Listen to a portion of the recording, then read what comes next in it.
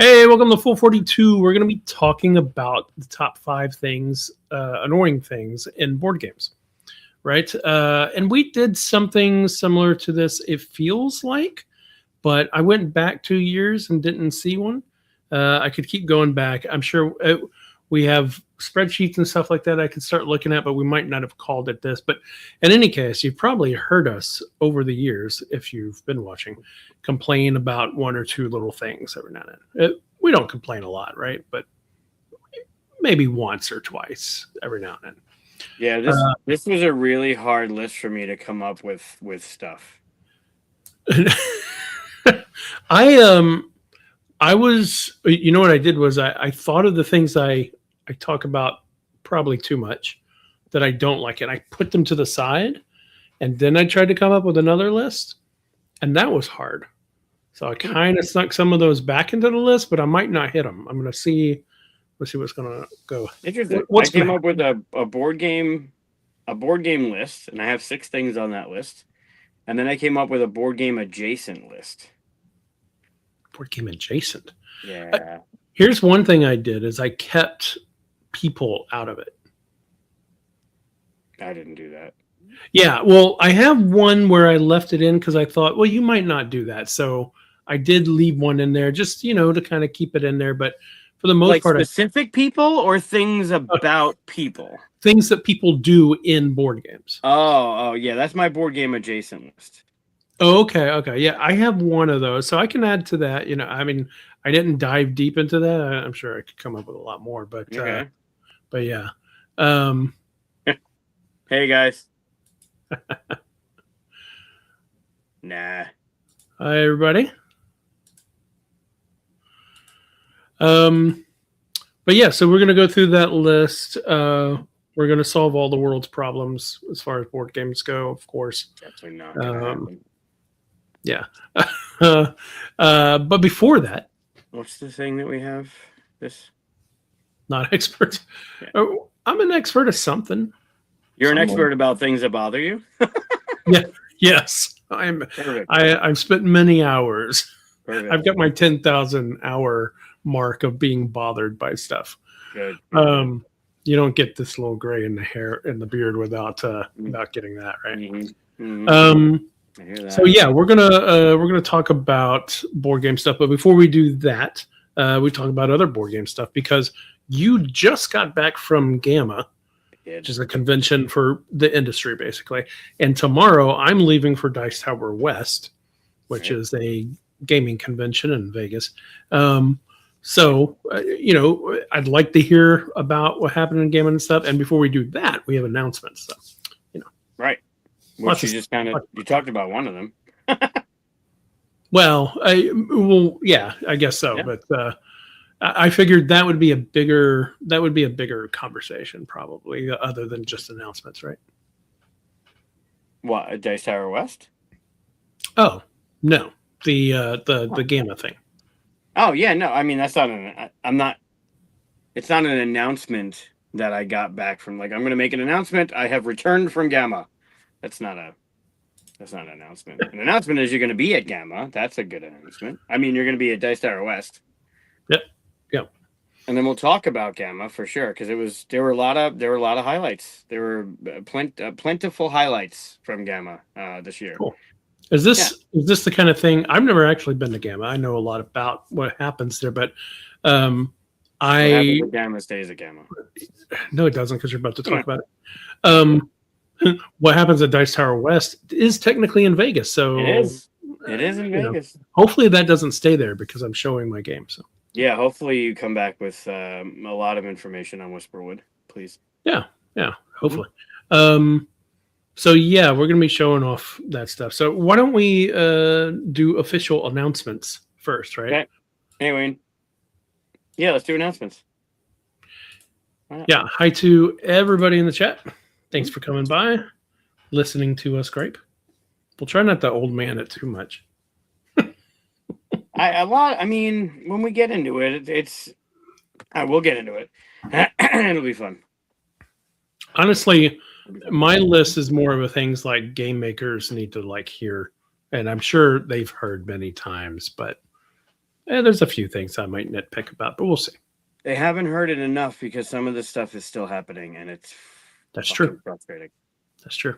But I also come at it from a different perspective. Like one of the announcements next week is Leprechaun, which is a very small invite only convention. And putting on a convention now, this will be the 10th or 11th, 10th convention. There are things that are in board games that I put down as my board game adjacents, that just bother me, and it's a totally different perspective than the design development publisher side of things. There's just some stuff that, as an ambassador of the industry, of the hobby, there are things that we can do better, and hopefully you don't do any of them. I might do some of them. You don't know. You shouldn't do any of these. You shouldn't. Yeah. Well, as far as announcements go, besides the Dice Tower West thing, what else do you have going on? I wonder what my number one is. We'll find out. So Leprechaun's next week. It's the first time it's going to 4 days, so I'm excited about that. I get to see some of the people that are in the chat with us, some new folks. The big thing is I get to actually play games with them, because at QSCon I don't. I'm running it. You said it's invite only. How do people get invited? Well, the first time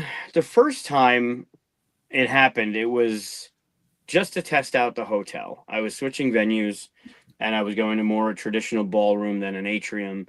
So I wanted to test what it sounded like with people in a room with walls, right? Figure out a layout, figure out where registration was going to be. Because the other hotel was working nicely with the back entrance where registration was. The library had its own room. There was a room at the other end of the whole thing that was like for events or for trivia or for the panels, and then in between was this atrium, low ceiling, but there weren't any walls, and there was a ballroom, but the ballroom was vendor and events, like the Catan tournaments were there, and if you wanted to teach whatever, it was at one of those tables. So I kind of reversed it and put everything into a ballroom. So I quietly did like a Fight Club kind of thing. I invited a bunch of people, and I said, hey, you don't know who's going, don't talk about it. And I just wanted, it was more for my amusement to see if people, like, you saw people at game nights, like, not like anxious about talking about it, because they didn't know if the people they were sitting at were invited, and they knew not to say anything about it. So it was a blast for me to see. And then after QSCon, so that was in March. It's Leprechaun because of St. Patrick's Day weekend. So that was in March. And then after a couple weeks after QSCon in September, some of the people started asking, "Are you doing it again?" And I was like, "No, it was a one-off. I just wanted to test the hotel for QSCon." And then somebody else would ask, and then somebody else was asking, and it was like, I guess I reached out to the hotel and asked if they had the weekend open again, and they did. So now it's been a thing. And what I do around November, December, I sent out an email to all the attendees, and I say, okay, like, we're about 3 months, 4 months away from the convention. We meet new people that come to QSCon, that come to Bullfinch on QSCon Tuesdays. Is there anyone you feel fits the vibe? Like someone that's just chill, that can handle themselves, that can be at this convention, that still makes it fun and relaxing and not like a chore. And someone who's not going to end up on our list. Yeah. Correct. Yeah, people that do not end up on our list for the most part. And then they recommend, and I reach out to other people that I've trusted from the beginning of this thing. And I say, hey, like, do you know this person? What do you think? And then I still want to keep it small. So based on those that, like 120, 130 people. Okay, that's like pretty small. Yeah, because then I don't have to worry about anything. Like I think one year all the badges were on the table, and it was like a just grab your badge. Games are put out. I don't bring the library. Normally I bring 15 racks of games. So it was like 1,500 games for 500 people. I don't bring the library. We bring games, put them on a table around the ballroom, and if it's on top of a table, it's fair game. You don't mind people playing with it. If you don't want people touching it, like some of the prototypes and stuff, you put it under the table, and people know not to touch under the table. But it's like super chill, and I actually get to play games. So that was initially, it was like, cool, I'm going to put on a convention for myself. I'm going to torture everyone else for a weekend, and not tell anybody who's going to be there. And now it's kind of been like an even smaller kind of community thing. Yeah. So, and that's kind of how it happened. And it's funny. I ran into somebody. I was walking at GAMA, and like there's a connector between the convention center and the hotel that most people stay at, and it was raining most of the week. And I happened to run into someone. They looked familiar. No, I could not remember. And then we just mentioned QSCon. I was like, yeah, I run QSCon. He goes, I was at QSCon. I was like, oh, okay. So I reached out to him and I said, hey, reach out to me. I got a question for you, because they're local. They're not local. They're down in the city, but like they're a designer, and I knew them from QSCon last year, and I've seen them at conventions. So I extended an invitation to him to come up this year. But based on those that have secured a badge, I know how many people are going to be there. And there are people that are like, hey, I can't make it this week or this year. Something else is going on. So I know how many kind of spots are open. And then do they lose their spot if they can't come that year? No, I mean, no one's lost their spot yet. I have room. I mean, obviously, it's the same hotel that I have QSCon at, so I have room to grow. But I don't want it to be a big thing. There's no vendors. There's no library. There's no vendors. I can't even get like a game group going, and you've got 2 conventions just because you wanted to play games. Yeah. It's great. The community's phenomenal. I say it often. I mean, we were meeting at the breakfast area at the Ramada in 2018, and the talks of a convention came up, and that's how I met Jason, and I met Logan, and we started talking about where they had a place. Like, that's how we got into there. And then it's just kind of spiraled, and they come out for the 24-hour event. They come out for the New Year's Eve party. They come out on Tuesdays at Bullfinch. And the designer community too. Since starting, there are now published designers other than myself in the Syracuse area that push their stuff out there, that have been going and pitching and doing their things. DVC Games is a big publisher. You might see their banners up on BGG. Corvids was up there forever. I think it might still be. Nice. We'll still be running it. It's just a really, like, the community is just solid. It's been solid from the beginning, and it's done nothing but grow since. Cool. It's really fun. I like it. So, anything besides Leprechaun? And, as we get closer, we'll start talking about it. March 31st is the launch of Concrete Canvas, which we pushed at GAMA. Great reception. I've already seen some videos from some people that put videos together for launch and on the Kickstarter page, and it's phenomenal. It's looking awesome. Cool. Yeah. Awesome. Chad, how you doing, Chad? Yeah, I put Chad up like 10 minutes ago. I'm talking, so I'm not reading. I'm talking. But yeah, that's my announcements. I know. I mean, the other thing, Cardboard Alchemy is going to be at Dice Tower West, which you're going to be able to find Chris at starting Wednesday next week. Wednesday this week. Wednesday this week. Yeah, 2 days from now. I travel tomorrow. Yeah. Yeah. In fact, I just got an email on my watch here telling me about it. Nice. Hey, it's Corey. I haven't seen Corey in a while. Hey, Corey. Hey, Alan. I'll see Alan next week. He's coming in from Costa Rica. Nice. Yeah, which is a lot farther than Texas, I believe. That's how maps work. Yeah. Yeah. My geography. Well, I'm going to be working in Dice Tower West as we talked about, so I couldn't make it. It's next week, but nice try. I did try. That's right. I've never officially gotten the invite to Leprechaun, though. So. You absolutely have. I'm pretty sure I've done it on air, but I've definitely done it off air. So, like an email, is it? I don't ever read those emails you send out to me. So it could also be the email. Yeah. Nice. Thanks. That's great. Yeah. So Dice Tower West in Vegas, you'll see Chris there. Peter's going to be there. Sarah and Brad they're all going to be pumping out Whisperwood demos. If you haven't had a chance to look at Whisperwood, it's one of Chris's co-designs with Brad and with his partner Aaron.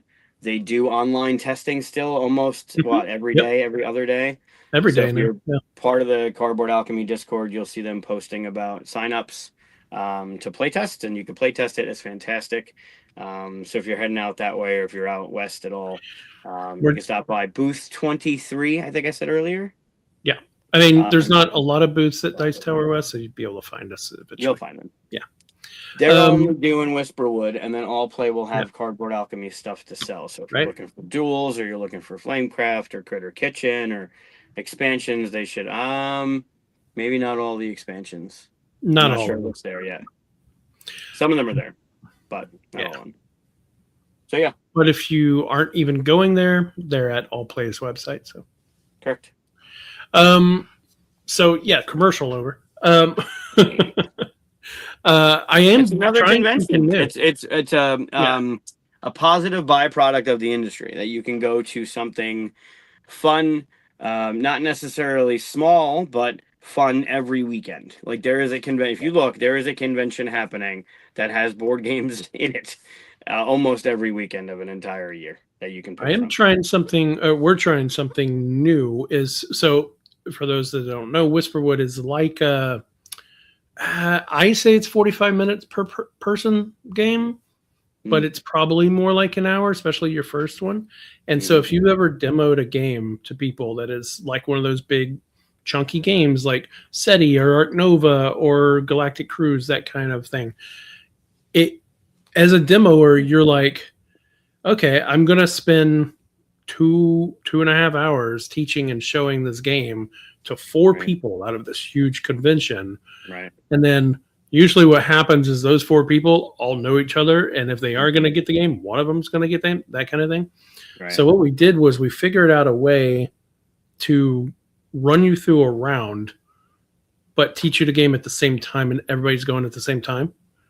So we've done it a couple times in testing, and it's been working. Good. And you get a flavor of it, but then we're like, all right, you're out of there. So you only sit down for about 40 minutes to an hour, hopefully. Nice. And then if you want, you can stay and play a real round afterwards. So hopefully we're going to see how that works at Dice Tower West. See if that's a better way to do the whole long. Have you ever sat at a demo in a convention and it's been like one of those long games? Yeah, hated it. You hated it? See, I love long games though, but I do too. But you gotta remember, this was early, like first couple conventions I went to. There's a certain amount of time you can see all the shit, and I'm gonna sit down for a 3-hour game in your booth, and the entire time, especially if it's not a game that was either taught well or is constantly interrupted, or the people you're sitting with, you hate your life. You don't want to. You want to be anywhere else but that table because you're missing all the things that you were like wanted to go see. Like it's super frustrating if it's one of those kind of things. Yeah, it's really hard to demo those kind of games. I think we figured out a way that will make everybody happy. And you did it with Andromeda's Edge too a couple years ago, didn't you? Like you had a more scripted kind of demo. Yeah, we did something similar. It was a scripted demo where, okay, this is what you're going to do on your turn. And then this is what you're going to do on your turn. And it's something different, right? The problem with that is player 1 learns that part of the game. And then when player 2 starts doing their part of the game, player 1 checks out. And then whenever you say, okay, now everybody go, all they know is their little part. And they didn't really pay that much attention to everything else. Yeah, so in this case, I'm having everybody do exactly the same thing all at once. Nice. It doesn't work with all games, but we'll see how it works, So I'm like, everybody talk to a golem right now. Here's what happens when you do that, and everybody's doing it at the same time. So we'll see. Yeah, I think Peter was testing something like that at Tantrum Con, where and Oath does this very poorly. Is the first turn is on rail, so everyone's learning kind of bits of the game. Right. And that second turn is like, all right, go do a thing. I suggest your character goes something like that, and then they get a little bit of it worked out, and then they get a free range turn, and then there's your hour, hour and a half kind of thing. So you're hitting more people. If the booth's only open for 8 hours and you got 4 hour chunks and they're the same 4 people, you're seeing 8 people in a day. It just doesn't make sense. You're touching on something that may be on my list with the oath thing that you're talking about. I would never recommend doing this in the actual game. This is just demo stuff at convention. So we'll see how it goes. I'll report back on it when I get back. Oh, yeah, I'm looking forward to hearing it. Which is another part of the announcements that I won't be here next week. That doesn't mean there's not a show. Good. That's up to you, and I'm telling you that for the first time on air. But I'm going to be traveling. Good. That's good to know. Yeah, I'm going to be traveling. I have a late flight, so so find out later this week if there's going to be a show. And you're traveling tomorrow? I'm traveling tomorrow, and then I'm coming back. I can't even get you to put a thumbnail together if I even knew what was going to happen next week. I'll figure something out. Cool. I mean, I could put something together. It'll be Luca's like stick figures on a index card. Don't do that. Okay. But yeah, we'll figure it out. Let's see. You want to jump to a Luca painting? Yeah, sure. All right. Luca paintings are fun. What a Luca painting is.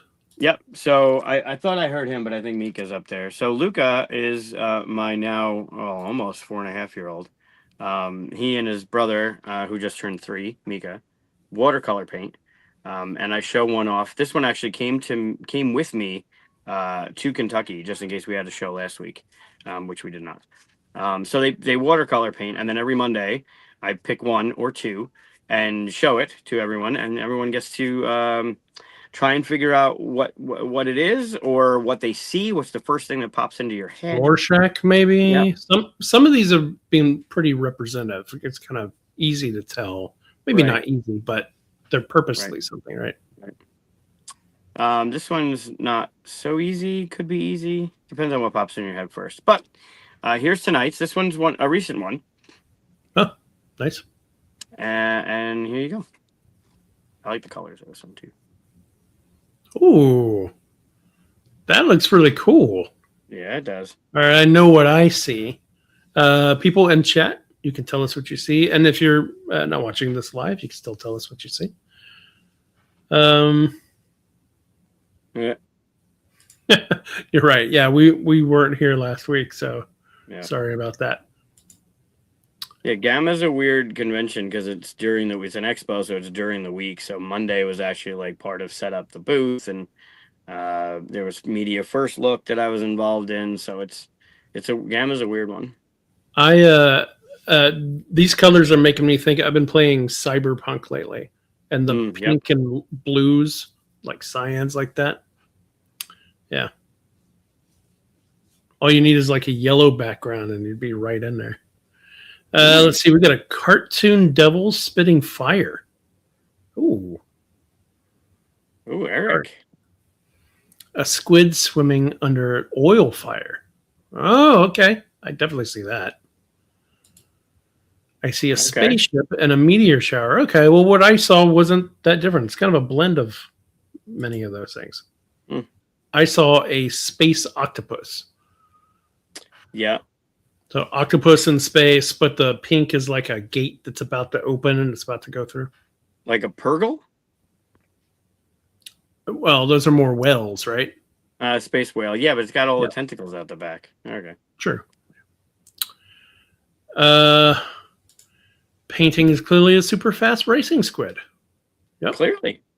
Love it. It doesn't have the little arrow back like a squid does. That's an octopus body, right?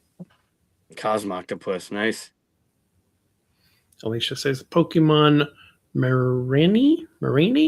I have not kept up with my Pokemon. If it's not Charizard, I'm out. Cosmoctopus, yes.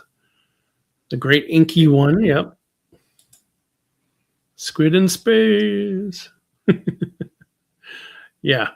So what does he say it is? Does the artist do something? And what do you forgot? He told me last week for when I left. You forgot. I had a video conference with him just so I could ask him, and I forgot what he said. But I will ask him, and I can post it in the chat later. I'm sure it's a dinosaur. It's not. This one actually wasn't a dinosaur. It wasn't. I see an octopus for sure. Yeah. But it wasn't either of those things. I forgot what it was. I can go find out. He's up. He's upstairs. I like telling us in the comments. That way people come back and read it. Okay, I could do that. Oh yeah, the whole like and subscribe, please. Yeah, do that. Buttons, I love the colors. The pink and the blue and the pink, they're just so cool together. Yeah, so that's nice. Yeah, I like it. It's a good one. Now I want to draw octopus in space. An octopus in space, yeah. Well, a space octopus. If you say octopus in space, then that just sounds like you killed an octopus. Sure. Yeah, that would be. He'd be a dead octopus for sure. Yeah, that's true. Probably not for a while. They're pretty tough.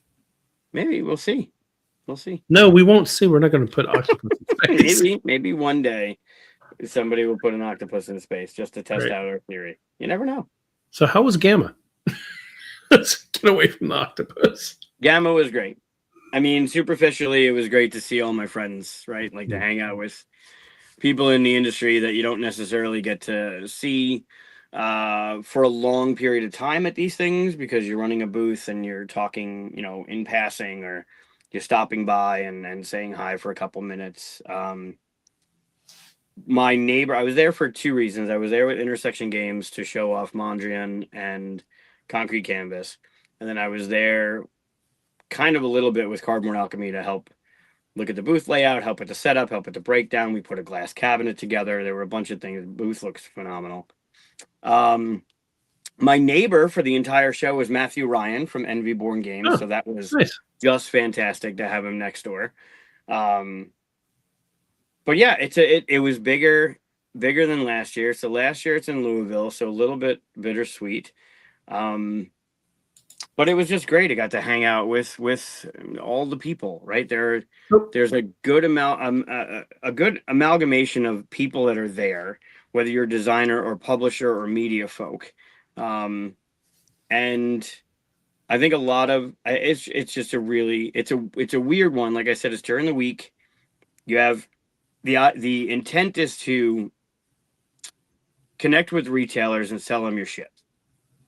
So one thing, it's hard to sell when you don't have stuff, right? Like we have a campaign that's launching March 31st. But you're not allowed to sell at the show. You can only take orders. And not every retailer wants to buy stuff at the con. They want to see what's coming out, then go back to their store, talk to their customers, talk to their buyer, figure out what they want to spend their money on, then reach out and make some purchases for the year.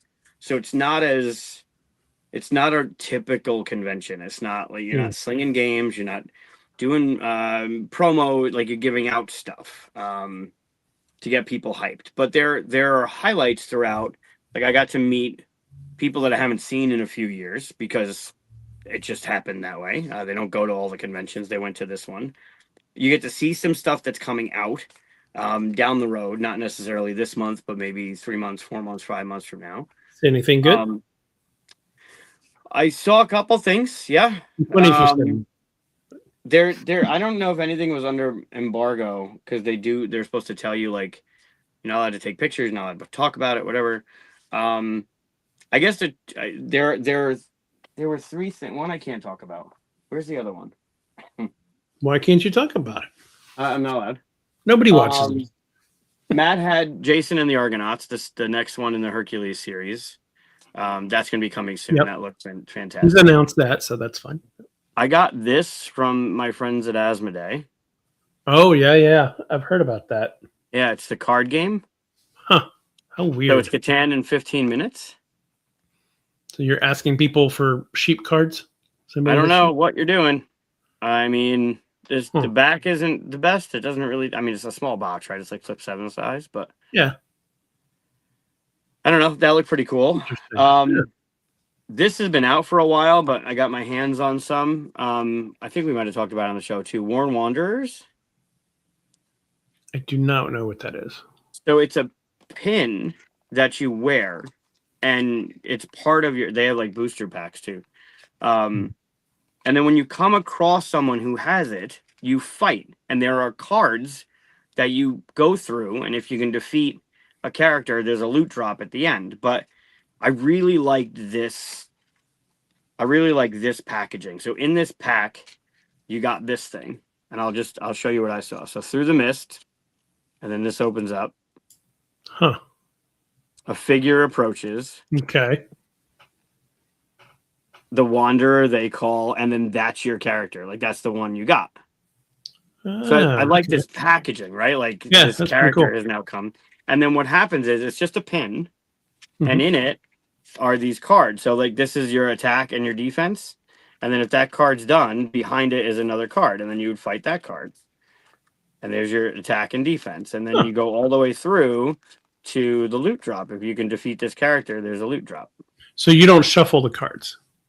So you don't shuffle, but you can set it the way you want, right? So I can remove these from this character and put them on this character if I want, or I can take this card and put it on this character. So you kind of like a customizable character you wear, and you can have 4 of them, I think, at a time, and you can fight with 4 of them or something.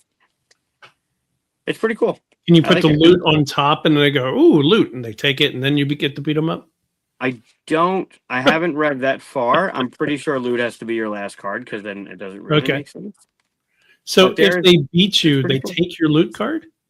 I think I just popped it open, so that's cool. I don't think they take it. I think it's just maybe. Well, then you wouldn't be able to play more than once. With the loot card. Oh, it's shiny too. Right. Someone would come to beat you up, you're like, my loot's already gone. Oh, that's nice. I like the little hole in it so that you can turn it like you were doing. Yep. It's cool. Yeah, so it's really, it's fun. It's cool. Idea. It's a great concept. Yep, I like it a lot. So I just got to learn how to play it, but it looks like it would be fun. And I don't want to be walking around every 5 minutes. Yeah, I don't want to be stopped every 5 minutes at play a card game, but it's kind of fun. Yeah, it's a neat concept. I've seen it for a while. I think they were on the rundown a year or 2 ago, talking about it. So that was fun. I'm gonna put it back now while you guys are watching me. I agree with this. Catan in 15 minutes sound like would be my favorite. I've only played Catan on Xbox. Oh wow! Believe that. In fact, I've played more Catan as a 7th Wonder and 7 Wonders than I have played Catan. Jeez. So yeah, anything to condense the experience even more would be probably my preference. Even better. Yeah. I didn't hate it. I just 15-minute card game sounds more like what it should have been. I'm gonna learn it next week. So sure, you say that. It says 3 to 4 players. You gotta have 3 players to play it. Which I don't know if Catan was. That makes it really hard for me to learn games when it's got to be 3 or more. Yeah. I got a copy of this from Arcane Wonders. Watch TV. Yeah. Fight. I could see that doing the little card game while waiting in lines. Yeah, sure. Waiting in lines, but yeah. Paradise. How has that not been done before? Paradise, not Paradise. Paradise. Paradise. Okay. Yeah. So I don't know how to play it yet, but there's this center pyramid, and you're pulling dice that are open on top and putting them into your own pyramid based on restrictions or rules. Looks awesome. Yeah, it kind of gives me the feeling of what was it, Dice Miner? Yeah, a little bit. 2-player only, but quick and should be easy to learn. So nice. We'll see. Yeah. So I think the highlight, other than seeing all my friends and everything, one of those things at conventions, like when they say, if you're ever in Venice, don't take a map, just get lost and start taking the bridges and go over the canals and just lose yourself in Venice, because you'll find these restaurants and these places that aren't necessarily on the main path. And at conventions, sometimes you stumble into something that's just unexpected and just a standout. And I was walking back to the hotel after the hall closed, I think the first night or maybe the second night. And in the lobby of the hotel over by the sofas were Ravensburger people.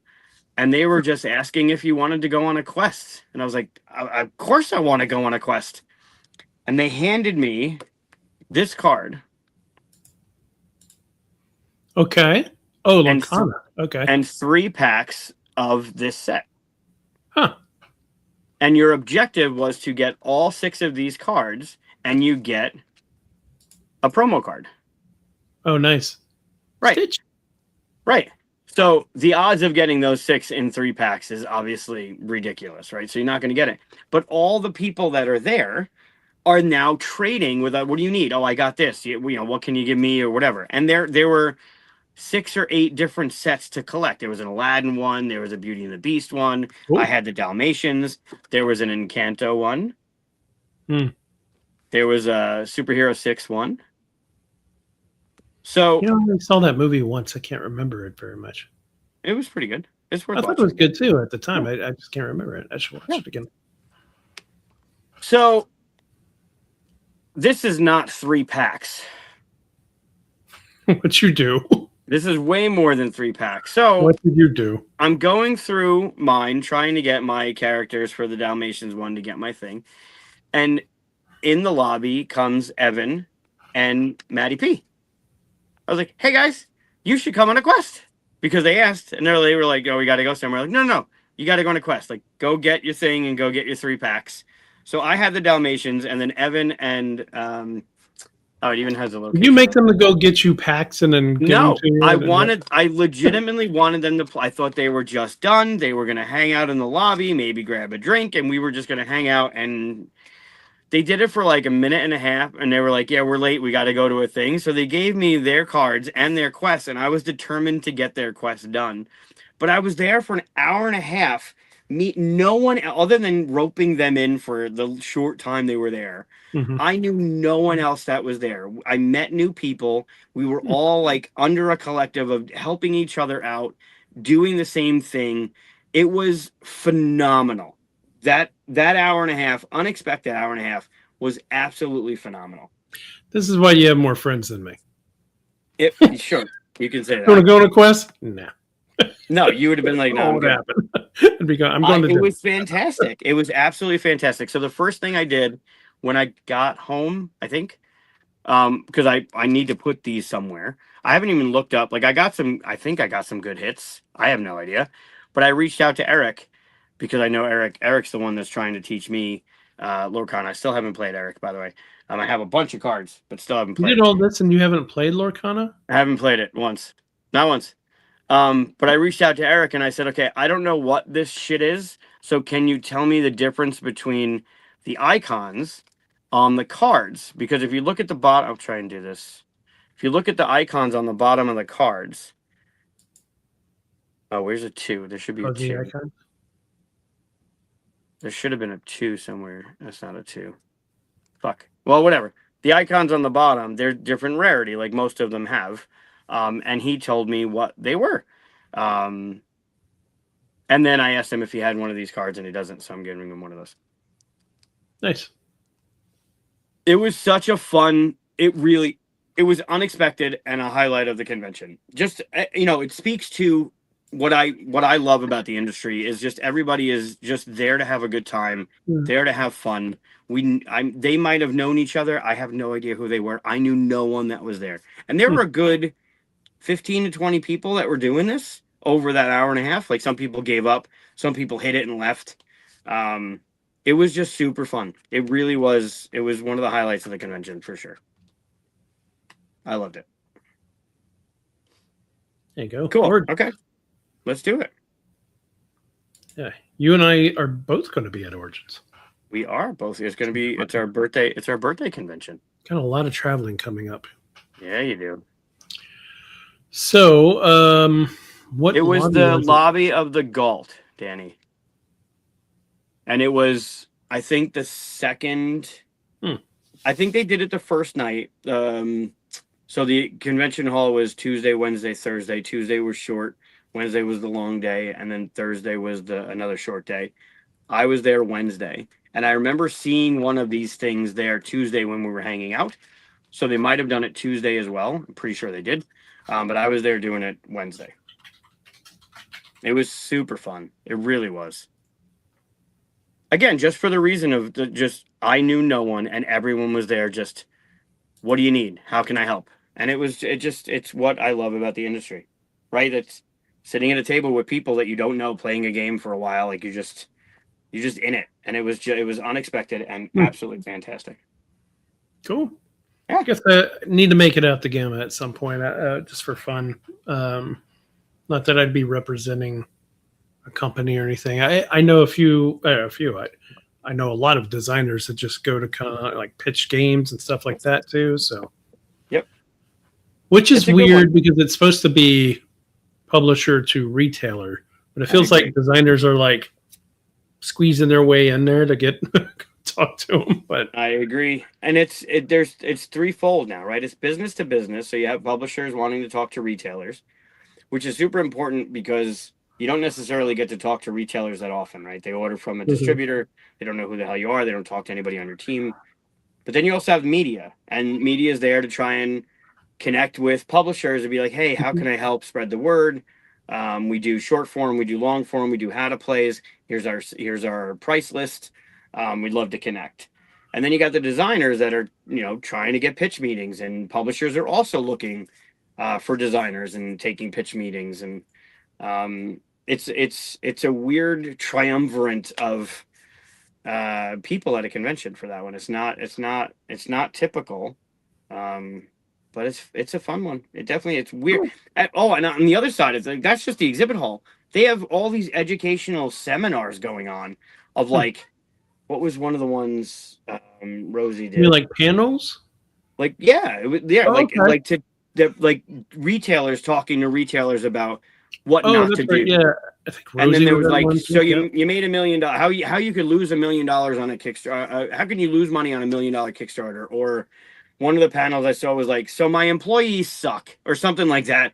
Like there are just seminars that you can go to learn about Amazon fulfillment or content creation or best practices for a retail shop. Like there's so many other things going on in that forum than just those things I mentioned about the designers and media and publishers as well, and retailers. You know what I mean? There's a lot going on there. Nice. Yeah, it was fantastic. All right. Well, should we get into our list? We've made them wait 42 minutes. So yeah, I think I've talked about everything I needed to talk about. 42 minutes is the perfect time. 42 minutes that's what we should do. Every 42 minutes. We should try to. Yeah, we should. I'll just shut you up no matter what you're saying right at 42 minutes. Done. Hard cut. Yeah, just mute me. Yeah, mute. And we'll start talking about it. That's great. I love it. Yeah, all right. So it was fantastic. But it's moving to. So my other favorite thing from the con before, I brought one of my favorite places is Buffalo Trace. I love their whiskey. I go there. The past couple of years, it's been in Louisville. This is the last year it's in Louisville. So I made sure I hit it on the way there and the way back because I found out in Kentucky, you're only allowed to buy 12 liters of liquor per day, which seems like a lot. But when you're never going back there or, it's not right around the corner from you. I like panicked. So I'm like, I need to just stock up. And they do drops every day where you're only allowed one bottle a day per person, and you have a wristband with a QR code that's attached to your license when you check in. So like on the way there, I stopped and got a couple different things that are not always available. New to me. I've never had three of the things I picked up I'd never had before. And then I got my normal Buffalo Trace bottles too. So coming home with 18 bottles of liquor seems excessive. 7 of them are going to my friend Keith, who also enjoys Buffalo Trace a lot. But that was another highlight, being able to go there and stock up with that distillery's stuff. 7 of them are going to your friend, your imaginary friend Keith. Yeah, they are legit. They are legit going. We know Keith. Yeah. I also still have bottles from last year's trip. Like I tend to not drink alone.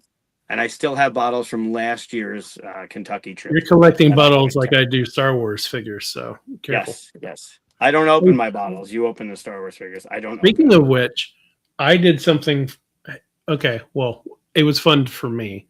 Is I created a database of every Star Wars Black Series figure there is, and which ones I have, which ones I don't have and don't want, and which ones I don't have and do want, and gave them a grade of 1, 2, or 3 of if I really want them, kind of okay want them, and I'll take them if they're like on discount. But at no point can we find time for us to reshoot our intro video for our YouTube channel. Well, I shouldn't say this because my bosses watch, but sometimes it's like something I have applied to like while we're in a meeting where they're not talking to me. So Holy shit. Which ones? all I'm doing is looking to my right. There's a bunch I have that I don't need. If you have a list of ones you need, and I have the ones I don't need, I can let you know. You don't have these. They're the ones I need. That was so judgmental. Oh, you don't have these. The reason why I say that is because they're either still on pre-order, like they're not out yet, or they are so special you would have showed them to me and been like, look at what I have. Like, you know, like one. No, I'm not going to tell you any of them. Actually, you're crazy. You send me stuff.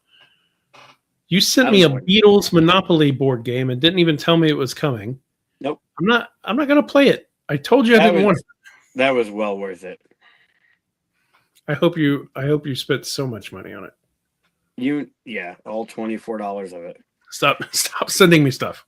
No. Did it make you happy? Yeah, I laughed and looked at the whole thing. Yeah. There you go. I might even play it. Just all right. Let's get into our list. Now it's been 46 minutes. Yeah, you ruined it. Now it's not 42 minutes. That's your fault. I agree. It is tremendous. It is tremendous. Just the base Buffalo face is tremendous. Yeah, so we are doing top 5 annoying things in board games. Yes. And let's talk about our list. We kind of did at the top of the show, but a lot of new people are now watching. Yep. So in my list, I think I only have one thing. By the way, I made like a list of 8 things, so I can pick and choose your style. Good, great. You should do that. I have 2 lists. So you can't have 2 lists. You can have one list of 5. I have 2 lists of 6 each. Okay, so it sounds like it's just top whatever.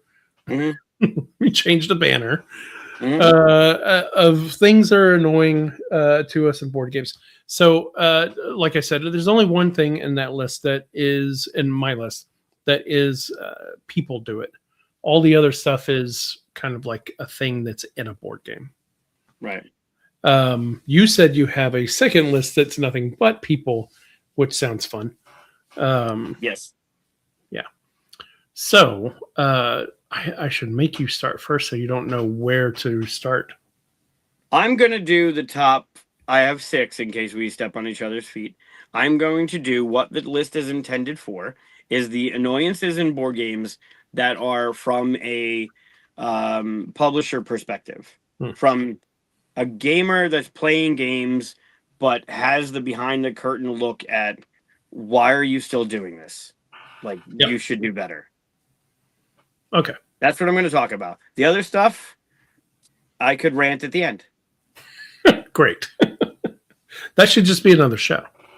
It could be, but it's not. It's going to be the show. It's going to be the show. We don't do negative stuff often. I'm glad Corey's here, and I know Eric is probably foaming at the mouth about negativity in this stuff. I'm sure you guys have plenty of stuff that irk you as designers too. I'll probably mention a few examples, but funny enough, all these examples are games that I love, so it's not going to be that negative, right? So interesting. Well, it wouldn't annoy me if it was in a game I hated. Then you just get rid of it. True. True. All right. Do you want to go first or me? Either. It doesn't bother me. All right. Looks like you're going first.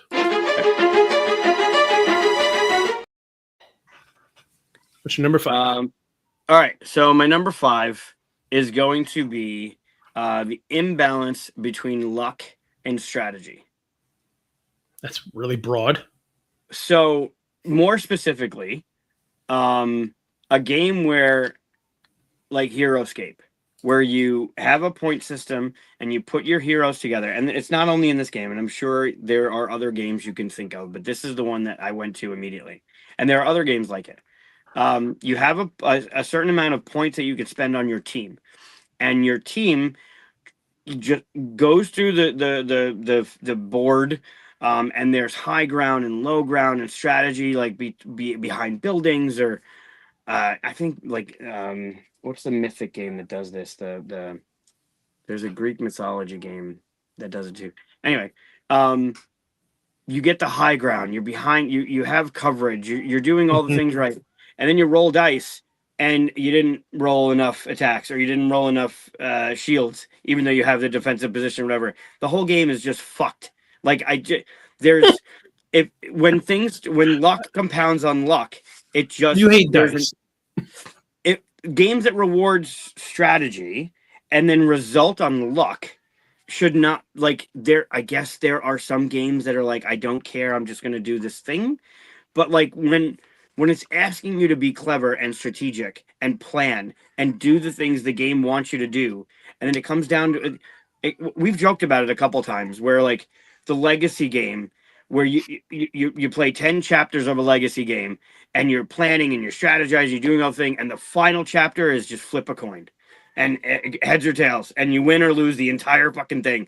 Like, that is just super frustrating for me when you have this thing that you're trying to do, and then it comes down to a luck-based system, right? You don't get the right card because of a shuffle, and the next person gets it, or I don't know, anything like that. That rewards strategy and strategic thinking and being clever, and then comes down to luck to decide the thing. That drives me crazy.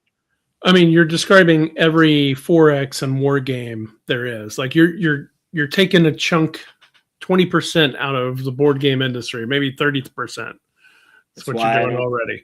I don't play a lot of them. I love Twilight Imperium. I go into it knowing what's going to happen, but it's annoying to me, especially with something like rolling swords against shields. Like, there's no mitigation, there's no modifier, there's nothing. That you just roll, and it's like, it just sucks, and there's nothing you can do about it.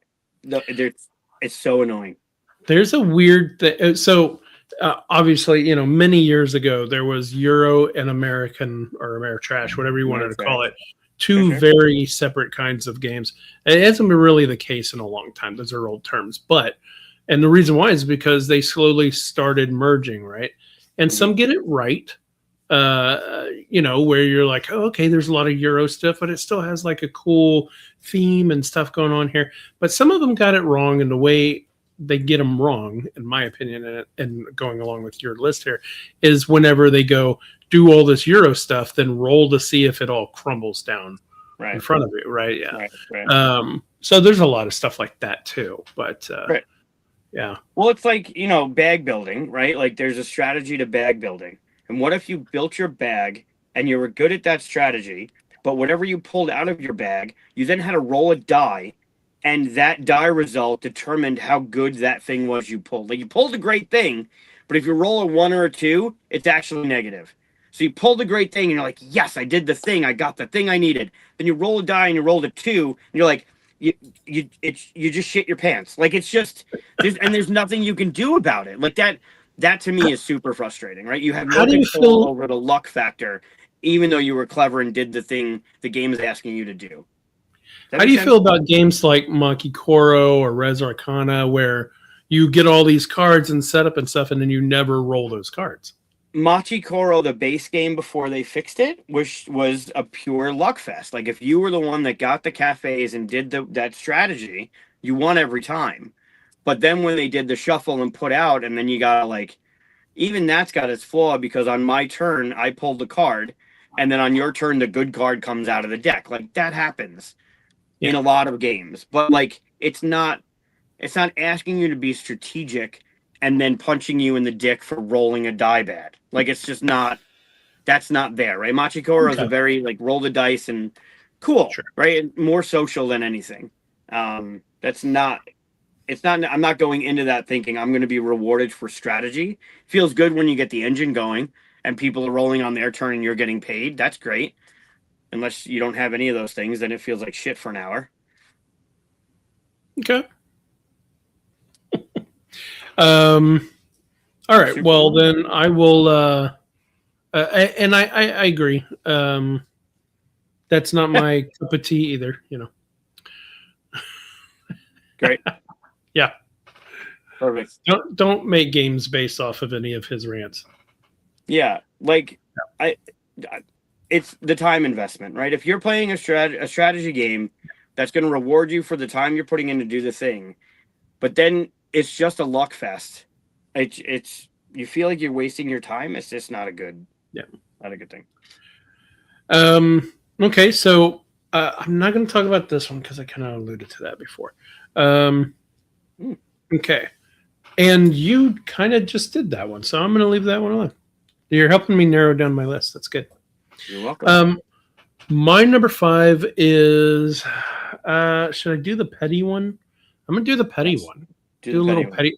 The stupid one that really shouldn't matter. Stop making player colors brown. Nobody wants to play brown ever. It's always the last one. People will pick gray over brown, and I get it. I'm a graphic designer. I come from all this stuff, so I understand why this happens because the game board is so colorful. You need these pieces to stand out, so they need to be something else.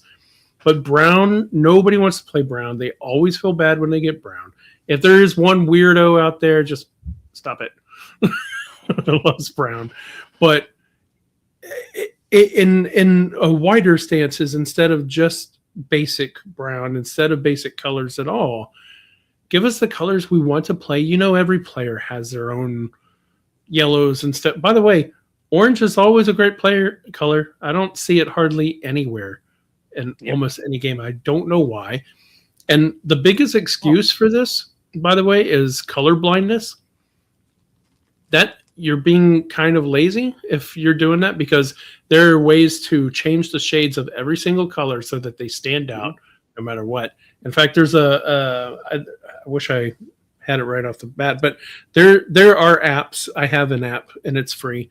You can turn on your camera and see all the different colorblind things and just look at all the colors. There's also one that if you make the colors online, like on your computer, you can put it on the website and it'll show you all that different stuff.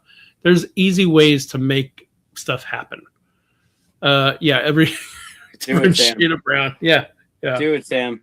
Make it a different shade of. I made a game that all player colors were orange. It still works. So just think a little beyond brown as a color. And I say that and watch one of my games come out with a brown color, but that won't be my fault if it does. That's a good point. If you take brown over a player color that matches something on the board. Well, then, I understand that there are things that sometimes stuff matches on the board. Like if your game board is completely blue and sky and all that stuff, you don't want to have a blue player color. I totally get that. There are more colors than that, though. Unless you're playing with 8 players, it's forgivable if you're playing with like 8 players and you need 8 player colors. You start running out of player colors. I get that. I guarantee you, though, if there's 7 players, brown is going to be left in the box. Could be. I forgot if it was Gameland or Long Pack. I don't think it was Long Pack. But at GAMA, a lot of the manufacturers come around with like a kit that shows you what they offer, right? Dice and cardboard punch and the different types of graded cards that you can do. And one of them had wooden token bits, and it had an orange dinosaur. Oh, that's the best dinosaur and the best color. I thought you would like that. That's excellent. Yeah. They also had this thing in there. I don't know. I hope it wasn't a mis. Wearing green. I hope it wasn't a miscut. I don't know what that is. That looks like a very square cloud. I don't know what that is. But like, hopefully it's not a cute swastika. Crooked plus sign. Yeah, I don't know what that is. It was cool though. Like this is pretty detailed. Ooh, I like that one. I feel like I've seen that in another game. Cool. Something similar anyway. Yeah, I thought you'd like the orange dinosaur. Yeah, I get those sometimes at cons too, like little treasure boxes of little wood bits and stuff, and they're fun. But anyway, that's my. I did this on purpose. Yeah, that's my stupid little silly complaint. It is silly. Are we snaking? We can. All right. Yeah, I'll go to a more annoying one that I can't think anybody would ever argue about. Um, if you have an insert, tell me where things go, Oh, please, please. and in a very clear, concise way. I don't need, and also while we're at it, while you're making the insert, make it so that it sits well standing vertically, like everyone in the world other than like 10 people now store their games. This sounds like a two and one. You're doing a 2-in-1 here. Yeah, I guess a little bit. A little cheating. And I'll put one more on top of it because it is related. If you're a content provider and you're doing an unboxing, this is so specific. If you're a content provider and you're doing an unboxing and you start complaining that they didn't tell you how it is, look at the side of the box because that's where I put it. Whoever you are that posted the video and complained for 25 minutes that I didn't tell you where it was, you can see it in the shot. You can see it on the side of the box where the diagram that tells you where put everything is, and they're complaining the whole time. Anyway, I'm attacking somebody for being dumb, but what you do. Yeah. But every time I have to go to BGG to see how to put up my game, I'm already so upset that I don't want to play it again. Yep. I would rather you not give me an insert. In fact, I just played SETI twice this week. No insert. It's the retail version. No insert. I don't have an insert, I think, with Arc Nova. No insert. Great, amazing games. No inserts. Works fine. Do that if you can't figure this out. Yep. The second thing I put down on my list is in quotes, and I named it a putback guide. Yep.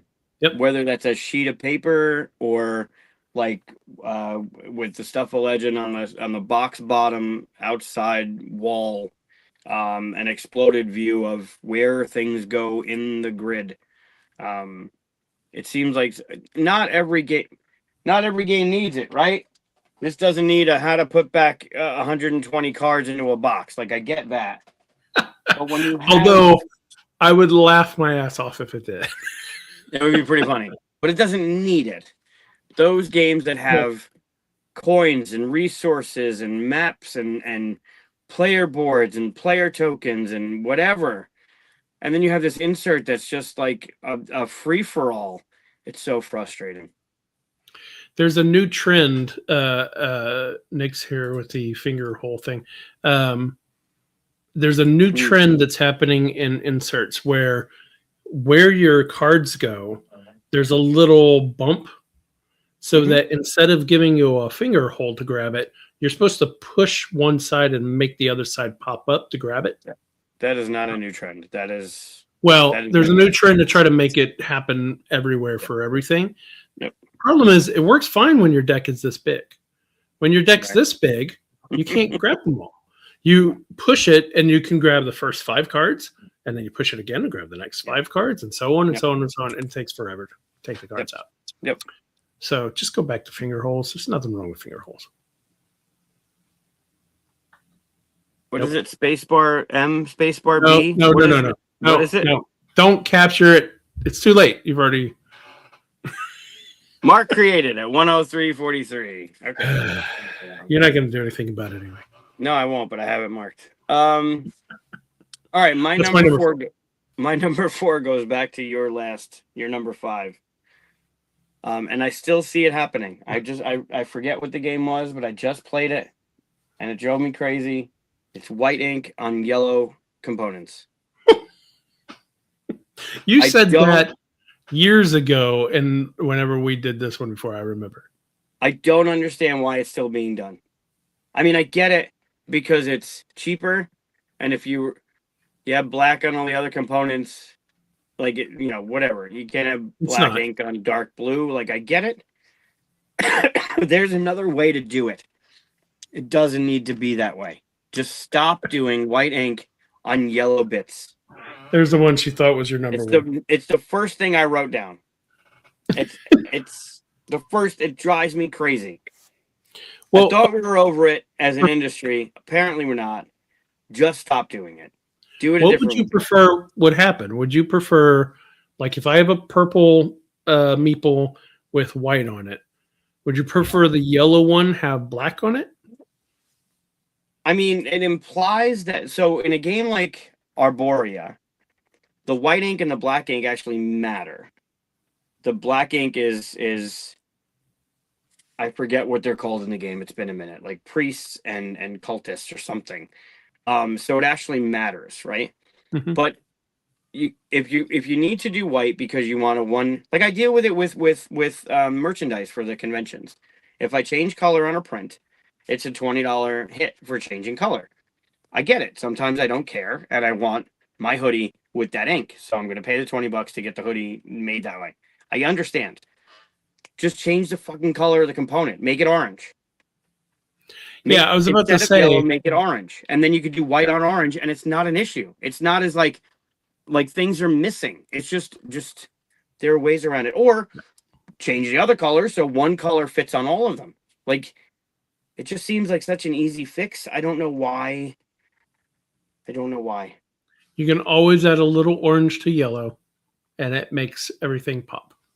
Sure, Just don't it's do that the full normal yellow. Yeah. That normal yellow with white. the 0 100 00 CMYK yellow. Yeah. Don't do it. Don't do it. I know I have something that has it in there. Just don't. Just stop. Stop. Just stop. So that sounds like your petty one. You should have done that with mine. It's not. It's legit. It's not that legit. You complain about it too.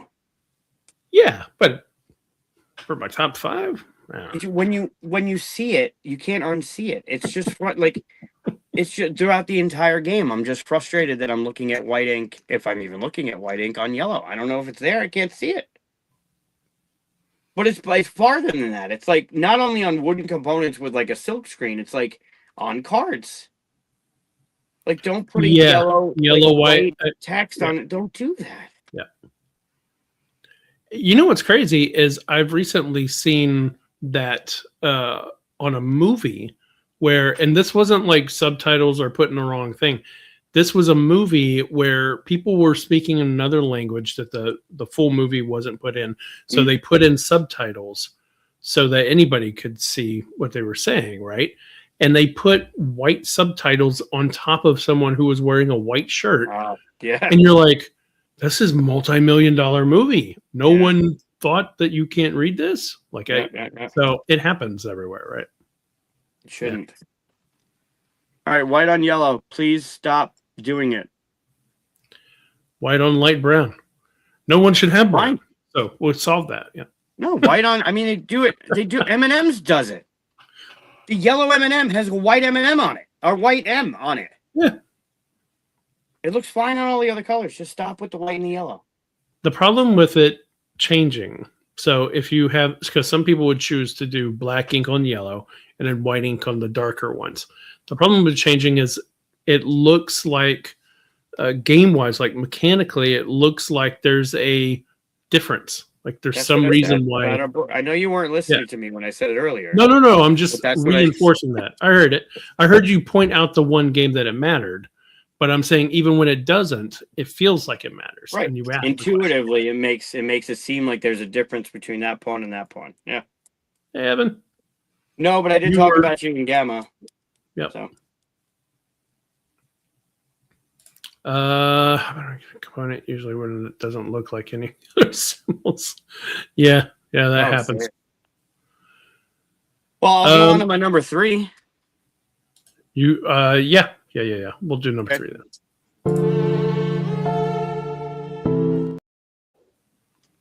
To go along with that, this has to do with the icons. Doesn't matter what color the text is, as long as there is sufficient contrast between the text and the background. Right. Like Chris was saying, if you put a little bit of color to the yellow, it's not as yellow. That base yellow that has white ink, you can just make the yellow not that yellow. You can make it a different yellow, like a darker yellow. Also, let's pick some more interesting player colors for now on. Sure. Yellows and everything. Yeah, just do orange. Okay, so to go along with what was just said about icons, where was the one about icons?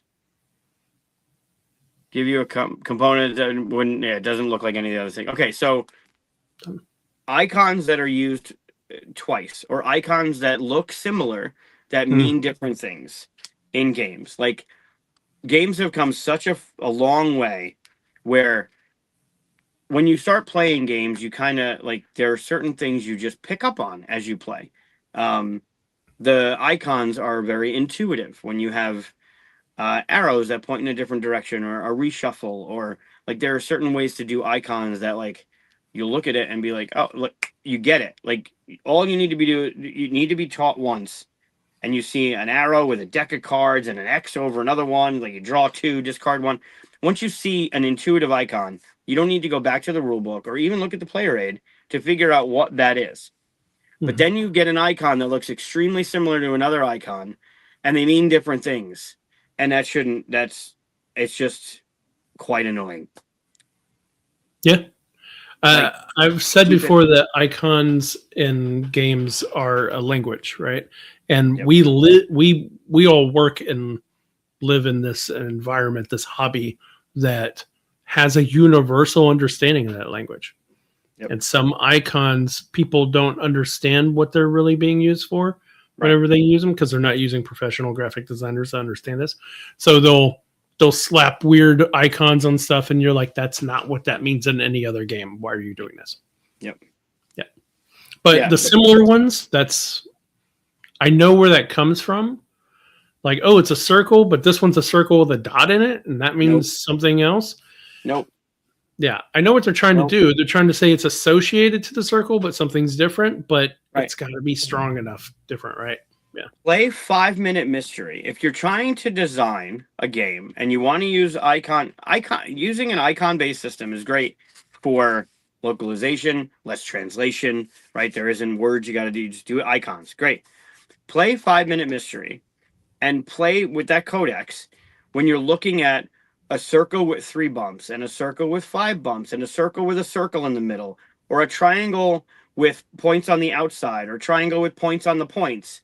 Those kind of, when you have a circle with 3 bumps and a circle with 5 bumps, they should not be different things. You should have one of them to do a thing, and then have something totally different to do the other thing.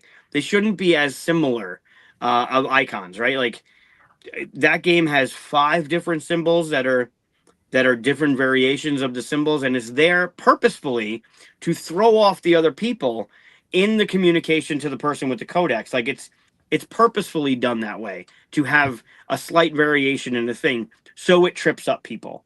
And to do that as your language in the game seems pretty stupid. Yeah. I mean, one of my favorite things whenever, because from firsthand experience, when I'm designing a game, I go overboard in the graphic design part of it and make all these icons and stuff like that. One of my favorite things in playtesting is when someone goes, oh, what does this mean? Is it this, this, and this, and this? I'm like, yeah, that's exactly what it is. Yep. Thank you for reading those icons and knowing what that means. And that's part of playtesting and stuff. So I think a lot of these games that had those confusing stuff just didn't play test it enough and see that people had those issues. Right. Yep. So that drives me crazy. All right. Like, to a degree, when I was talking to Eric about the Lorcana cards, he pointed out something very specific, that the rarity is determined by the icons and the number of sides the icon has. It's fuzzy. So that 3 on the bottom, that one has 4, that one has 5, that one has 6. Like, that's the rarity. This one's got 1 because it's a circle. Okay. I really like that is very, once you know it, right? Like, the number of sides is the rarity of it, and the rarest one has the most sides. Like, that's a language in the game that you don't have to like it's got the color coding, the gold and the bronze and the silver, and like, I get that. But something that specific is it's really clever. Like, someone thought about that. Like, that's an extra little thing in the game that's like, oh, someone actually paid attention to making sure that was intuitive, that made sense. And once you know it, you know it. Cool. Yeah. We've been a little bit harsh towards graphic design and stuff right now, so I will switch up to complain about things designers do. So my number 3 are, and I'm sneaking an old one in with this. Are you going to do 2 in this one too? 2 different ones? No, I'm going to do a whole bunch in one.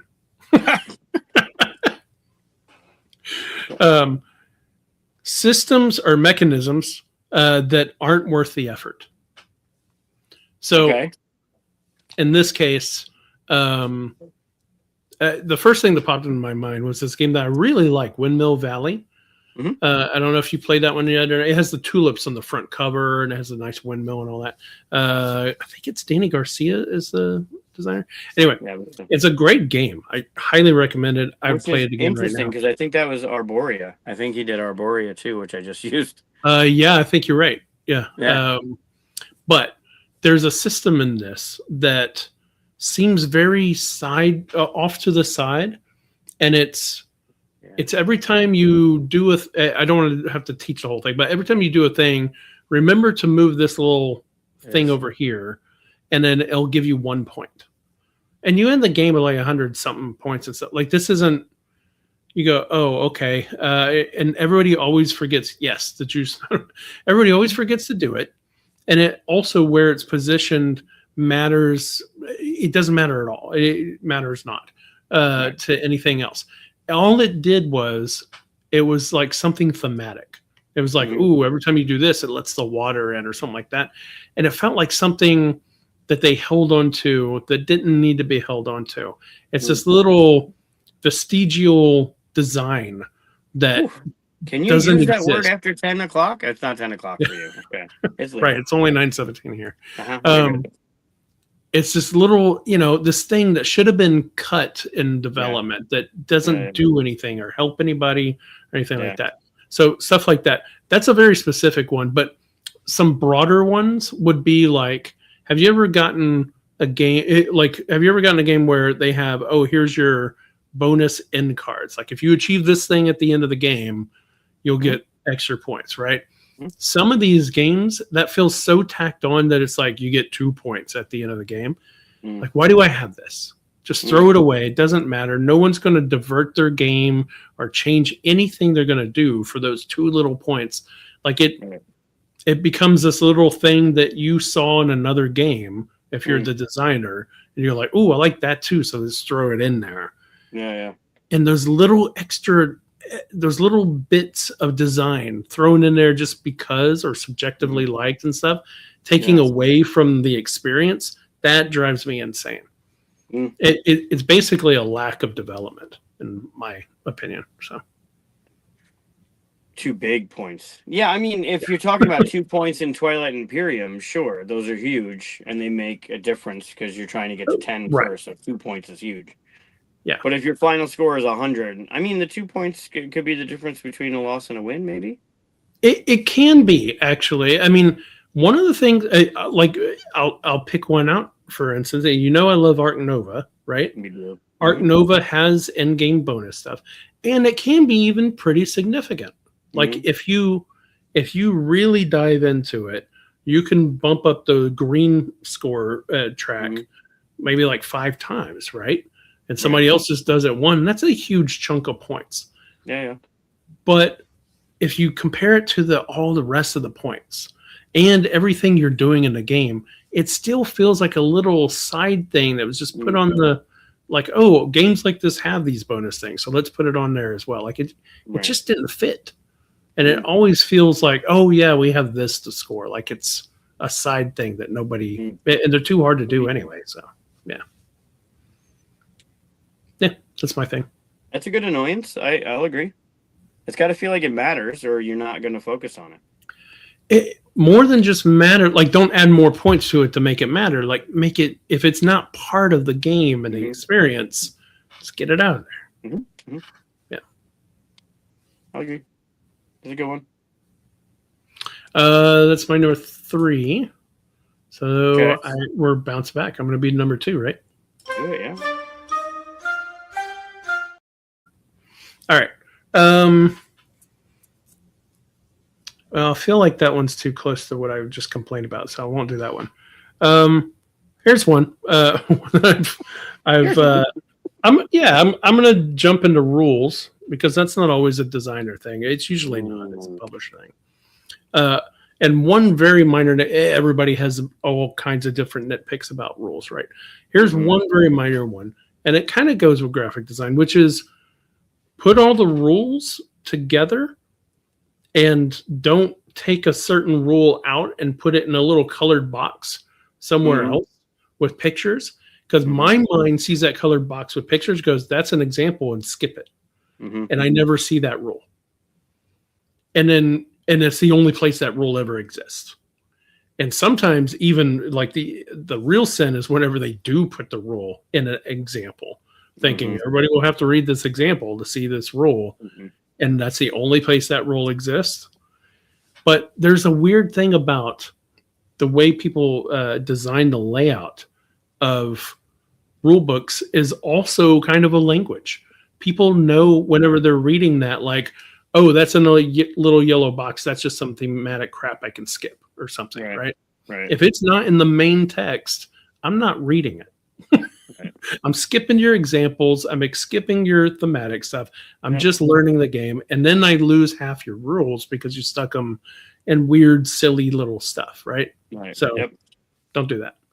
Stick to the language that we've created in this industry as layouts go. Yeah. I will argue to a point that there isn't one way to do it. There isn't a specific cookie cutter way to do rules that everyone must follow because this is the industry standard. There are so many different ways to do so many different games that are out there. So there are those that, like you, that don't like the fluff in a rule book, that try and make it funny or try and bring you into like reading a story. You just want the rules. There are those that will just lose themselves in reading and need examples. They are a visual learner. But to take something that's important and remove it from the streamline of reading the different topics with subtopics and whatever, because you learn from a very young age when you go doing research, like you skim the headlines and you go to the next thing and you're trying to find the thing you want. And one thing they don't teach you is to go into the rule book and look for these side bubbles of information, because that's just not a thing that you're taught or look for. So yeah, there's a way to do it and there's a way not to do it. And I feel like that's definitely a good way not to do it. Yeah, I would never say there's a standardized way of layout, but I would say that there is a way that if you've read 1,000 rule books, like many of us have, that you've just learned to intuitively read it, and sometimes that's skipping it. And you're right. I can't stand it whenever people add fluff in between my rules. Like, don't tell me shuffle the cards because in space we do this and blah blah blah, and space tells us the blah blah, and then like you could have just told me to shuffle the cards and I'd be that much closer to playing your game. Yeah. If I want to read for entertainment, I'll read my books that I have on my Kindle. Right. Yeah. Anyway. Sure. And that kind of peeks into the other one that I have next to it, which is, no thematic stuff in games. But you're the one that kind of brought that up, so I can't get in trouble for squeezing that in. And I've never said don't put theme in rule books. I've just said stick it off to the side so people like me can ignore it. Like if you put a character in a talking bubble with theme, like you were talking about, I'll know to ignore that. Awesome. Right. And then people that love to your point, you have this off bubble that's an important thing that's being missed. Yeah. So that's me. Yep. That's my number 2. My number 2 is gonna stick with rule books as well. A little more specific, but yeah, there's plenty. Like I know you can sit there and fumble through the rule book trying to find the thing, and I know most people just they look to the interwebs to find the answer, and you go to BGG or you use ChatGPT to like is this the thing you can do in the game? And they're like, well, all our records show no. So like, cool, we're not doing it. There are other ways to go about it than trying to fumble through a rule book. Because sometimes the rule book is it. Sometimes you're there because of the rule book. Like you're confused about a thing because the rule book wasn't clear, or the teach wasn't clear, or the teacher wasn't clear on the rule book. Mm-hmm. So yeah, rule books suck. Like they just suck. There's so many games published a year. There's so many different learning styles. Like I know how I am, and I know reading a rule book can be challenging, but where it loses me is where it's when it starts talking about a key term as if they have mentioned it already and they haven't. Mm. Right? Like you're reading how to set up, and you have your component list and it's telling you setup, where it's like use these cards, and you can look at the component list and be like, oh, the back of the cards look like this. So you find all those things and great. Like that's very easy. Then you start going into like turn order, and it's like phase 1, phase 2, phase 3, or step 1, step 1. And then it starts talking about this, maybe it's even bolded or highlighted or underlined key term, and you're like, what? And I find myself starting to go back pages going, where did they mention that? And they haven't mentioned it. They mentioned it on page 17. And it's like, I don't understand why that's a key term or something you need to understand on your turn. And it's done almost as like, a fuck, we forgot it and we got to throw it in somewhere. Like that seems, I know we're all invested in our rule books, right? Like we play the games. It's hard for us to get all the stuff out of our heads onto paper so it's coherent and it's easy for people to teach their game group and it's easy to learn, and like there are ways to do it. But when you start reading a rule book and you get to a term, it seems so clear that had already, they mention it as if it's an aside, like, you remember when we talked about this thing, and you go back and you're like, you didn't, it's not there. Where is it? And then you spend like, am I missing it? Is it in an offside bubble of a character speaking? No, it's 17 pages later where it's like, oh, that could have been a couple pages earlier. That drives me Yeah. crazy. I mean, rule books are rule books. There isn't a way to do it. There's so many different ways to do it. How many examples do you put in? Do you do all the outliers of all those like exceptional rule thing? Usually, you want to remove them. Like as a design, get rid of them, or as development, and get rid of all those exceptions. Make it a streamline.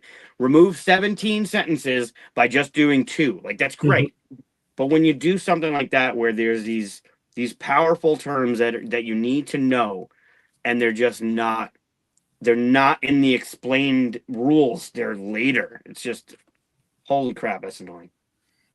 Well, let me ask you, because this is, I get to throw in another annoyance by asking you if this is what would also annoy you, which is when people do a component list and then they do the setup, and then before they start teaching the game, or even in the component list, they tell you a lot about that component.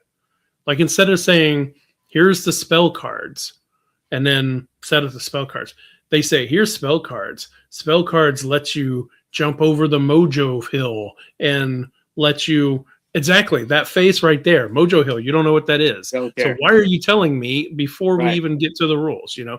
And it's this huge list. And for a good example of this, look at the Waterdeep, Lords of Waterdeep. They do it in their rule book. They tell you all this stuff before you ever get to actually know what any of that means. And it's just this weird, convoluted way of trying to tell somebody something.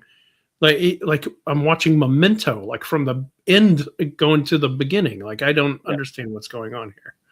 Mojo Hill, yep. Yeah, that's Evan's we'll make next a game together, Evan. Call it Hill. Mojo Hill. Yeah. I agree. I think more specifically with Waterdeep, I think they're just adding lore because it's coming from D&D, and people want to, hey, Aldi, people want to see that. But you're right. Like, I don't mind knowing in setup when they explain components and why the component is important.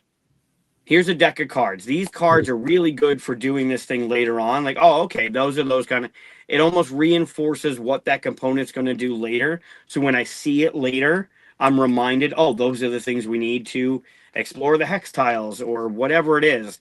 That I don't mind. When you start going into the the lore of the game in the component description, probably not. Like, I don't need to.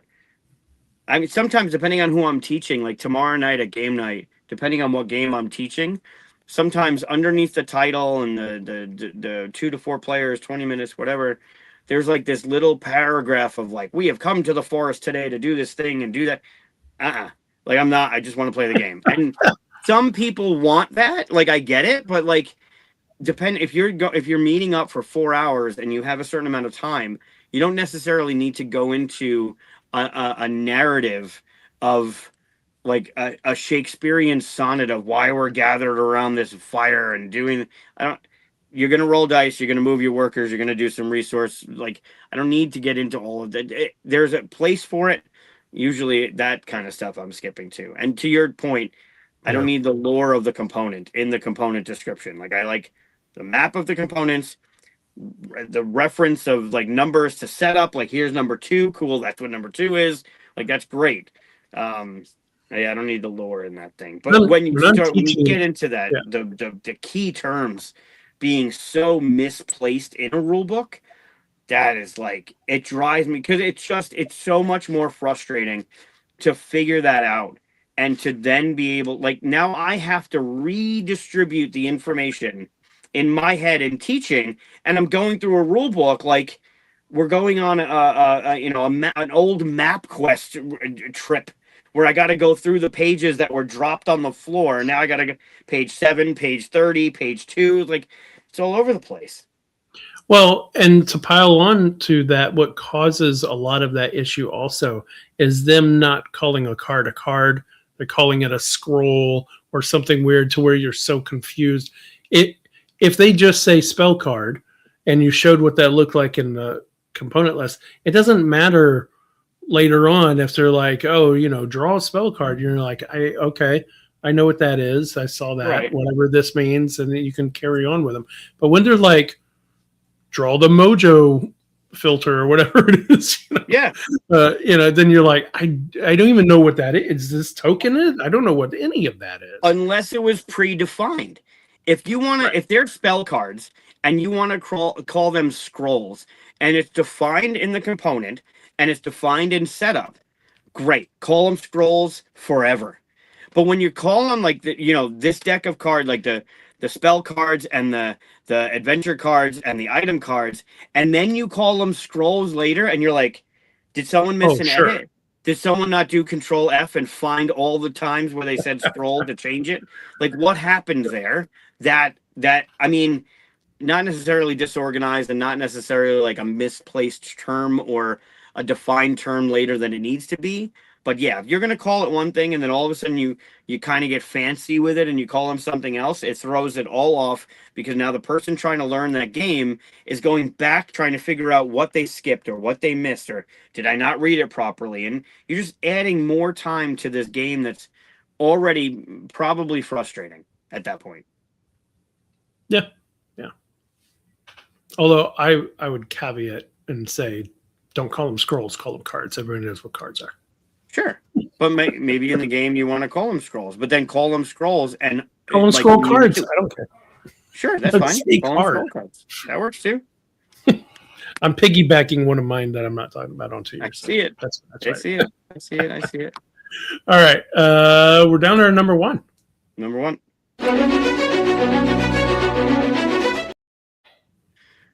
All right, don't put white on yellow components. No, you already said that. I know. It is about component quality though. Yeah. So I feel it's kind of a low hanging fruit, if you will. Games should be made at the best that they can be made at. But sometimes if you have a deck of cards that get shuffled a lot and you use a cheap quality card, it doesn't go unnoticed. People see that shit. It just has a bad feel to it. If it's a game about rolling dice and you have like shitty dice, it goes noticed. A cheap insert, mostly cards. I've played a game recently and I really love the game. I like the original version of the game. They did a second edition of the game, and the board was fine. The thickness of the board was fine. Sometimes the board's a little too thin and it starts to get warpy. That was a big problem with early Avalon Hills, House on the Hill, Betrayal. Those tiles warped a lot. This one was one step further. The sticker that went on the board, that was your player board, like the main board of the game with the tracks and the art, and it was bubbly. Like it wasn't. I don't know if it was in shipping or moisture or if it was part of the manufacturing and something happened. It's part of manufacturing. But it wasn't just like my copy got wet. Like it wasn't one of those things. It was just, you can tell the quality of the stuff was just not as good. And that really, like, I was jazzed about teaching the game. I love the original. I think the game is super fun, easy to get into. It just has a thing to it. And then when I put it out there and we started playing it, it was just like, I was like, I'm embarrassed. Like I'm nothing to do with the game. It's not a publisher I've worked for, a game I designed. I just really hyped the game up. Like, I really like this game. It's really fun. It presents player choices. You feel the stress of like picking a track to go on. And then as I'm playing it, I'm looking, it took me completely out of the game. I'm looking at what's on the table now going like, just ew. Yeah. Not that everything has to be like your super like thick core with linen finish and blah, like whatever. But like if your game's going to have a certain amount of X, then make sure that that component that goes along with X is quality, because it could tank your game. Like people will see that and adjust accordingly. Yeah, that could be a quality that might not happen all over. That might be a quality issue with the manufacturer. I had our first print run of Asking for Troubles, their board that they created, every single one of them was bumpy, and thankfully we saw that someone mentioned the white samples. We saw it in the second set of samples where they actually sent us the game. I was like, why is it all warped? And why didn't you see that it was all warped? Like these weird bubbles and stuff. And it's a weird heating process thing that goes on with putting the board together. But I know exactly what you're talking about. Yeah, whenever those, even if it's not a manufacturing thing, if you are an unfortunate person who punches something and it tears the piece. Oh, it drives me crazy. Oh, yeah. You almost want to contact them and go, do you have any extra pieces? Because I look at who manufactured it. I look at the company that manufactured it. Because there are some punch boards, you punch enough games, right? There are some punch boards, they're just, it's like butter. They're just beautiful. Like they didn't pop out during shipment. They didn't pop out during jostling around. And then you get them and you push them and they just come out so nice and smooth. And then there's those that like hang by the glue or like the rip part of the, I had one where I popped a piece and only the back part came out, but this part stayed in. And I had to take it apart and like glue it back together. I got a little stick of glue. And, it doesn't, that kind of stuff doesn't really help you enjoy the game, but yeah. The, hey, Mike, by the way. Petrie says the thing about the white sample, like you should be able to catch a lot when you get the white sample. If you should get the white sample, for anyone that's looking, like get the white sample. But one step further, put the game away put the white sample box away. Like punch your boards, open up your card decks, put them where you think they're supposed to go in the insert, because shuffle them. Definitely shuffle them. When you get your white box sample and you have your punch boards and say, I don't know, let's say your game has 4 punch boards. You got coins, you got resources, you got whatever, right? It fits nice in that white box because they're still on their punch boards.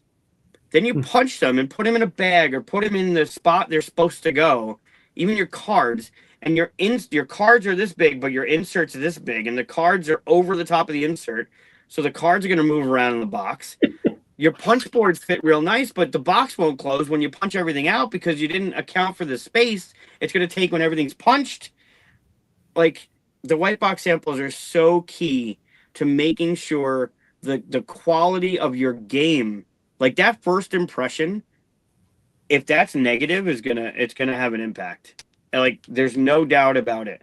So like go through the motion and pretend there's art on all of those pieces. And this is a new game you bought, and put it away and see if it all fits.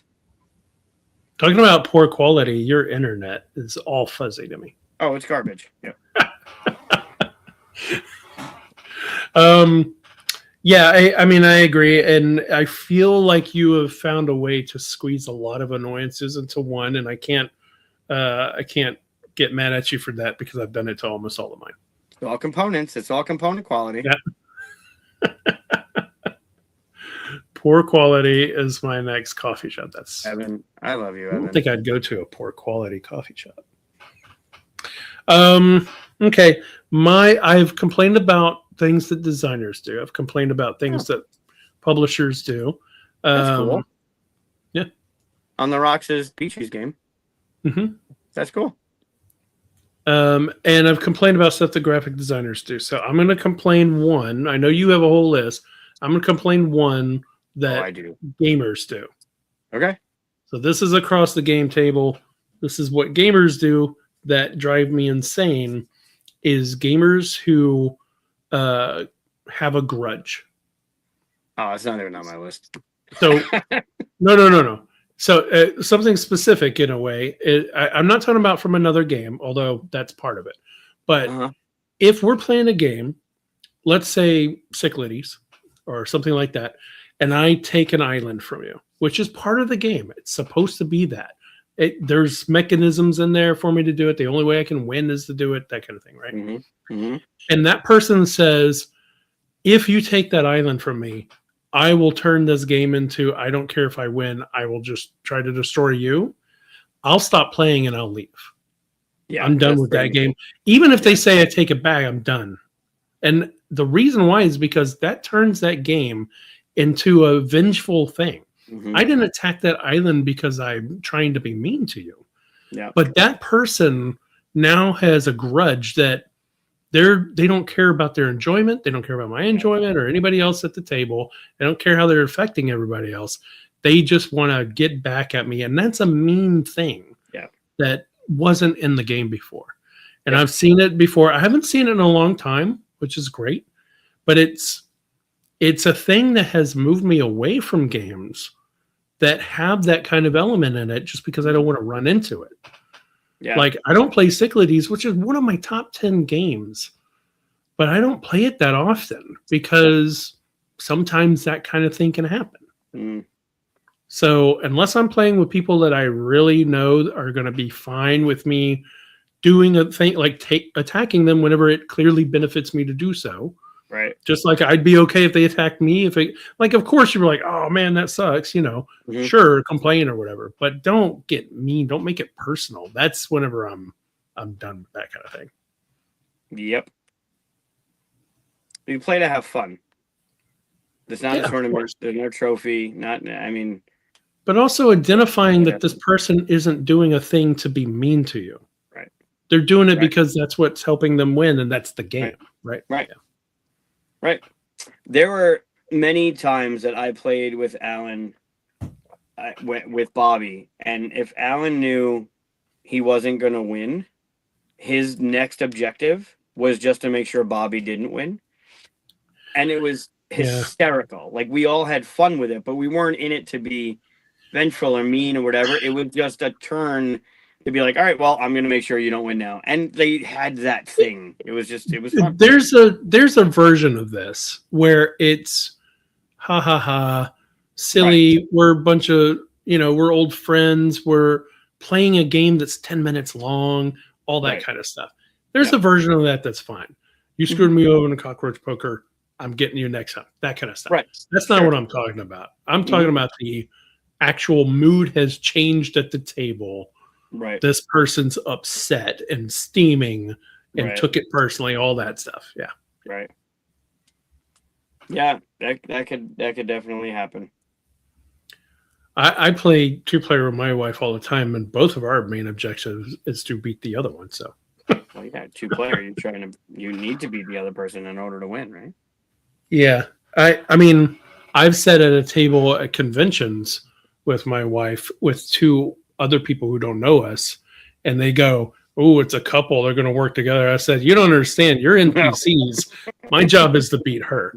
Right. Yeah, sure. But yeah, I saw something. This kind of goes along with what you were saying. Before I get into my rant of the board game adjacent stuff that just bothers the shit out of me, I saw most everyone watching this. I don't want to assume, but most everyone understands what the term king making is in games.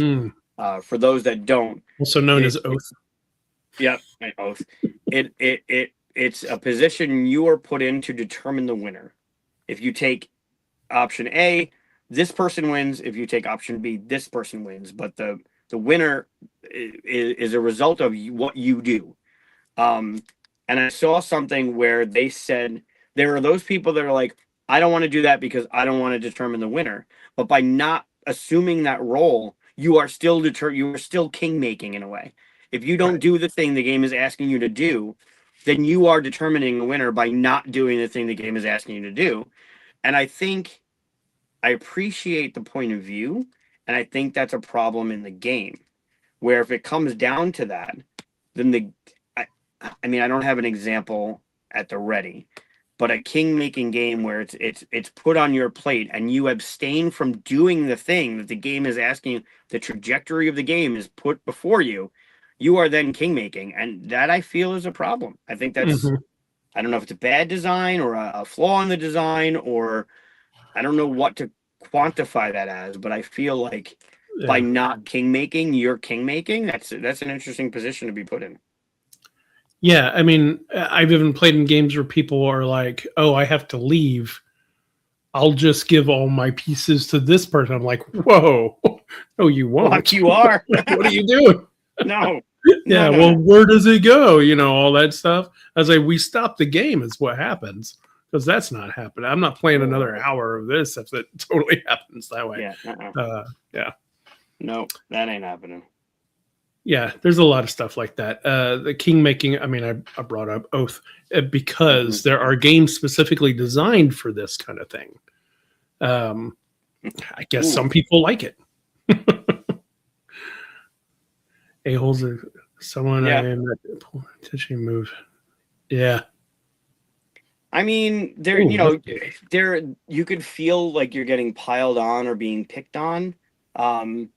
Like a game like Munchkin, even I appreciate Munchkin Quest more than I appreciate Munchkin. Agreed. But Munchkin can turn that way where you just keep kicking the person, and if you're in the lead, you're the target, so everyone's going to focus on you because they don't want you to win, and you can feel kind of picked on in that moment. And some people don't give a fuck, and some people get really hurt about that. Like, it's a specific type of game and gamer that's playing that game. And you have to have tough skin sometimes. And to your point, if it's a 10-minute romp and haha, you got me, great. Right. But if you're an hour and a half, 2 hours into a game and you're just being brutalized in the game, it's just no fun. Like, there's just, what do you do? Quit? And then you ruin everybody's, like, I guess maybe. No, I talked about you. Yeah, it was a joy having you. As I got to spend the most time at a convention with you since the last year GAMA was at Reno, and we went to that game cafe and played a game. It was pretty awesome. It was my only neighbor. I did like this one. Let's see, where is it? The one, yeah. This one I left off my list. It probably would be one of my number ones, but I think about a year ago I had half an episode of a rant about this. Yeah. So I left it off. Yeah. If you say 2 players and it requires an automa or something like that, you lied to me. And so I called out. I don't forget, but I won't do it again. But I did call out the game that did it. Yeah. Yeah. I felt robbed. Yeah, conventions are hectic. I agree. I think we should try and partner up and figure out where we're gonna be and maybe get booths near each other, because we can meet at Buc-ee's. That was super fun. Yeah, absolutely. Although there's none Yeah, I don't think there's any. The closest one, Matt, to us now is in Virginia. Matt's moved from your hell of a Oh, place that you live in. He's now on the East Coast. Texas isn't all bad. But we didn't have If any you snow this year. if you round up. That's true. Um. Um, All right. I'm I have a few things that are, like I mhm. said, board. I don't want to go too long. But I figured I would just run through them. They feel like they're pretty obvious. Um, I think it's still in board games, and it's things that happen, that other board gamers do that Mm. maybe I'm sure everyone in the chat or watching this later knows that these things are not to be done. But I just wanted to go over how they're annoying to me. Eating Cheetos while playing your board game? So yes, eating, my number one, eating. Yeah. Like I do it too at game night. Like I'll get like chicken fingers and fries, but try and eat something that you can use with a fork, not your hands, because you can eat Cheetos and you can eat buffalo wings when you're playing games, and you can wipe your hands on a napkin, but they're not fucking clean. And if you're touching my damn cards with your blue cheese buffalo wing sauce, I don't care Uh, what napkin you used, unless you go to the bathroom after every turn or after every eat, you're dirtying up the game. Like, and if it's not your game, that's really shitty. It's just really if it's your game, fuck all. But if it's not your game, like just be courteous with the eating around the, like, even talking. Like if I'm eating something and I'm talking over a game, you're spitting barbecue sauce and French fries on the game board. Like just don't do it. this is a great idea. I've heard of this before. Giving Yeah, people the chop, one even is. if you have chips, like use the chopsticks to eat. Do you see the ones that you wear as like a ring? Yeah, Those with the little yeah, pincers. Like, yeah. But sure. again, you're eating and then you're talking, and Yeah, like, just be a little bit more aware of it. I'm not saying don't eat when you play, but just be aware of, spittle all over the place. hell will freeze over. Yeah, Yeah, seriously. yeah. Um, all right, so I'm I'll, glad we're I'll go we're all even on. just one step further. I was playing a role playing game as the GM, and somebody walked in. What was it? Oh, crawfish. So they had brought they brought crawfish, and I'm Come not on. talking fried. I'm talking, where you break them apart and suck the heads out and eat the tails and all that stuff. They brought it to the table. I was like, no, get out of here with that. First of all, you're not making this whole table smell like that. You're not going to sit there and eat crawfish at the table. Come on. That's just Oh, fucking rude. this is the same Like, guy that takes potato chips and puts them on his player sheet, which is a piece of paper, and eats them, and then takes his sheet and you can see through it because of the grease.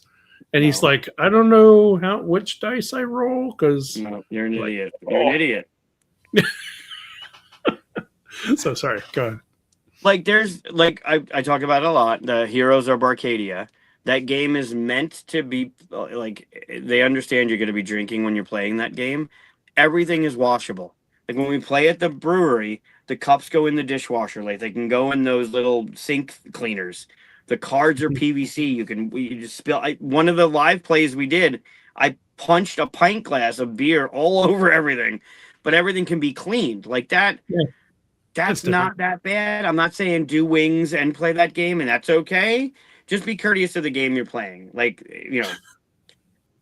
just don't do it. It helps you pick the cards up, right? You have the stickiness on The your hands sticky. Yeah, like that. sure. Yeah. Yep, that's good. Okay. Yeah. Um, so we're in agreement on that. That's great. Yeah, The, we the agree on that one. second thing, the second thing is when you're playing a board game, people are wasting their time with you, right? There's plenty of other things that they could I be hope that doing. they're not wasting their time with I'm me. just like, they've decided to Spending. waste 2 hours at a Spend. table with you to play this game, right? Whether it's a half-hour game that took a little bit too long to set up and teach, or whatever.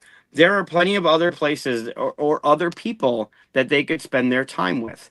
When you're at a game and you're on your phone, there's a Mm, a fork in the road right here.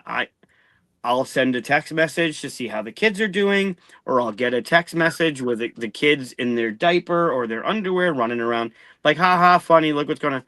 When you're playing a fucking MMO on your phone and it's on the table and you're playing a game, I want to throw your phone anywhere else. Like, Mhm. how are you're playing that? Think about your fucking turn. Like, when it comes over to you and then you look at the board and you're like, oh, okay, what do I want to do? Maybe put your phone away. Maybe it doesn't matter that your idle hero 7 or whatever is running. Like, that's not the place to put your phone, like, take it out if it's a long turn and check what's going on, but don't keep it on the table with a running game. That is the most insincere, rudest thing I think I've seen lately. Like, we're better than that. Like, seriously? Yeah, so I have an example Oh of shit. whenever I did it and why that was okay. And I have an example of whenever someone did it in the very worst way. I went to a game group. My wife and I went to a game group for the first time. We got put at a table to play. I think it was New York, whatever the year 1907 or whatever it is, for the first time. And the guy to Oh my yeah. left was standing up instead of sitting down at the table with everybody else on his phone, talking No. and having a full conversation. He'd be like, "Hold on, it's my turn," and I do this. Okay, anyway, blah blah blah blah, and would just stand over the table. No. We were done. We never went back to that group. That guy No. was horrible. But I do it very rarely. Like I don't even do it whenever it's like, oh, just check a little set, nothing like that. I do it very rarely when someone is taking an entirely way too long turn. When you're playing a game and it's been 30 minutes before it gets to my turn, I'm getting my phone out. And Like, are that's you on doing it to you. prove a point? No, I'm not passive Oh, okay, aggressive okay. like that. I've already told them hurry up Right. and they're still not hurrying up. I'm out. Right. I take my phone out. I'll do something. I'll play on Facebook or something because I've already figured out what I'm doing for my turn. And when it gets to me, I go, this, done. I'll see you in 30 minutes again. And I'll take my phone out. And Right. then I'll stop playing that game with that person. Never But play with that person again. Can't. yeah, I can't. that's the only time you'll see me with a phone. It means I'm not playing with you again. Right. Right. That's it. You're marking it down. Never take a picture Yeah. of the person and be like, nope. I do have a digital watch. And when someone texts me or something like that, if it's not my turn, I might look at it and go, yeah, that's funny like that, And then Right. Sure. yeah, Sure. that's not a big deal. I think people can do that, But And even worse, yes, I had AP is someone. a thing. What was it? AP is a thing. Like, I get it. Like, people Yeah, are. yeah. You're trying to min max a turn or trying to figure out 1 point over another point, or I can get 2 points if I go. Like, it's very telling, and you don't know the way people game until you game with them, and that's a real big thing. I just don't want to waste my time with you. But again, time is precious. Like, you have 4 hours at a game night. I could be home with my kids watching Monsters Inc. or watching like that. A much better waste of my time than to be at a table with someone who's got a side quest going on during the main quest that isn't paying attention to their main quest. Like, Yeah. it's your turn.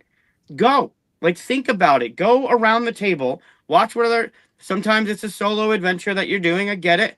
But, like, pay attention to what's going on. Be present at the table, not in Fantasyland doing your whatever game while we're playing a game at the table. Like, that's just the rudest fucking I thing have I've an ever worse seen. one. Has this one ever happened to you?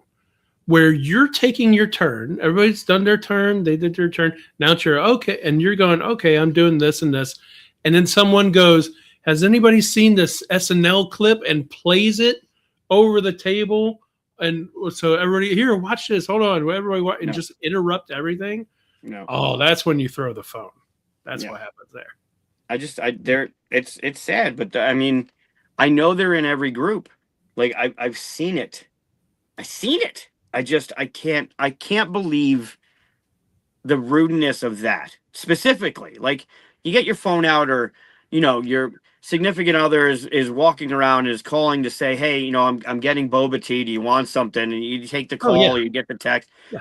totally understand that. Or you're looking where someone is who hasn't made it here, Sure. giving directions to the house, whatever. Yeah.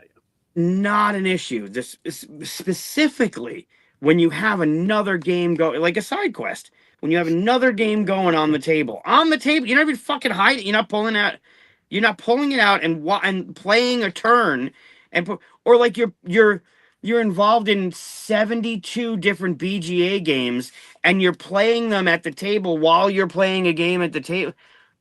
Go away. Like, just go away. Oh my God. All right. So we're in agreement about the phones. Okay. I will say this caveat for Corey here. There are some games that this is the case where you're just hanging out with your friends and stuff. But from what he's saying, he's talking about someone playing a game all to themselves. They're not hanging out with you. They're not even spending time with you, right? Yeah. Now, what I was saying about here, look at this video and stuff. I'm trying to take my turn. Yeah.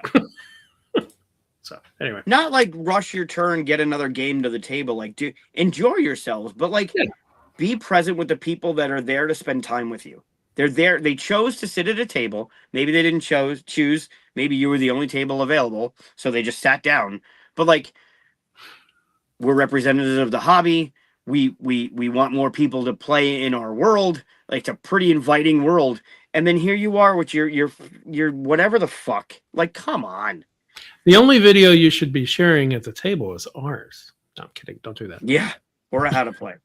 But yeah. All right. So phones, please don't do that. When there are times to come over and say hello to a friend of yours at a game night or at a convention, but maybe not have a conversation with them while they're in the middle of a game. Mm-hmm.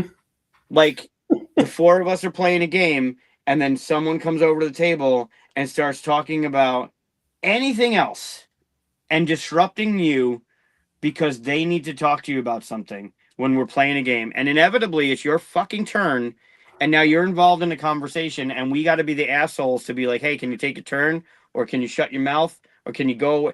Like, just be courteous to the table. Maybe wait till the game's over, or during setup, or maybe during breakdown, not during the game. And it's easier. You don't know where they are in the game. Just shut your mouth for a little while and wait until they're done. Yeah. Or send them a text because they're probably on their phone. No, that's a great one right there. I hate whenever I'm sitting at a table and three of us are just looking at each other like, while two people are having and so a lot of the times the person sitting at a table, it's not their fault. They've been pulled into this conversation. They don't know how to say, go away. I'm in the middle of the game, kind of thing. Right. Because that feels rude, but I'm always right on the verge of going, hey, fuck off.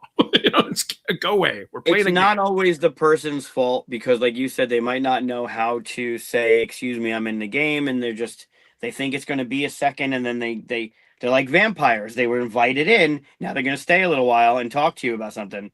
Like, I understand that.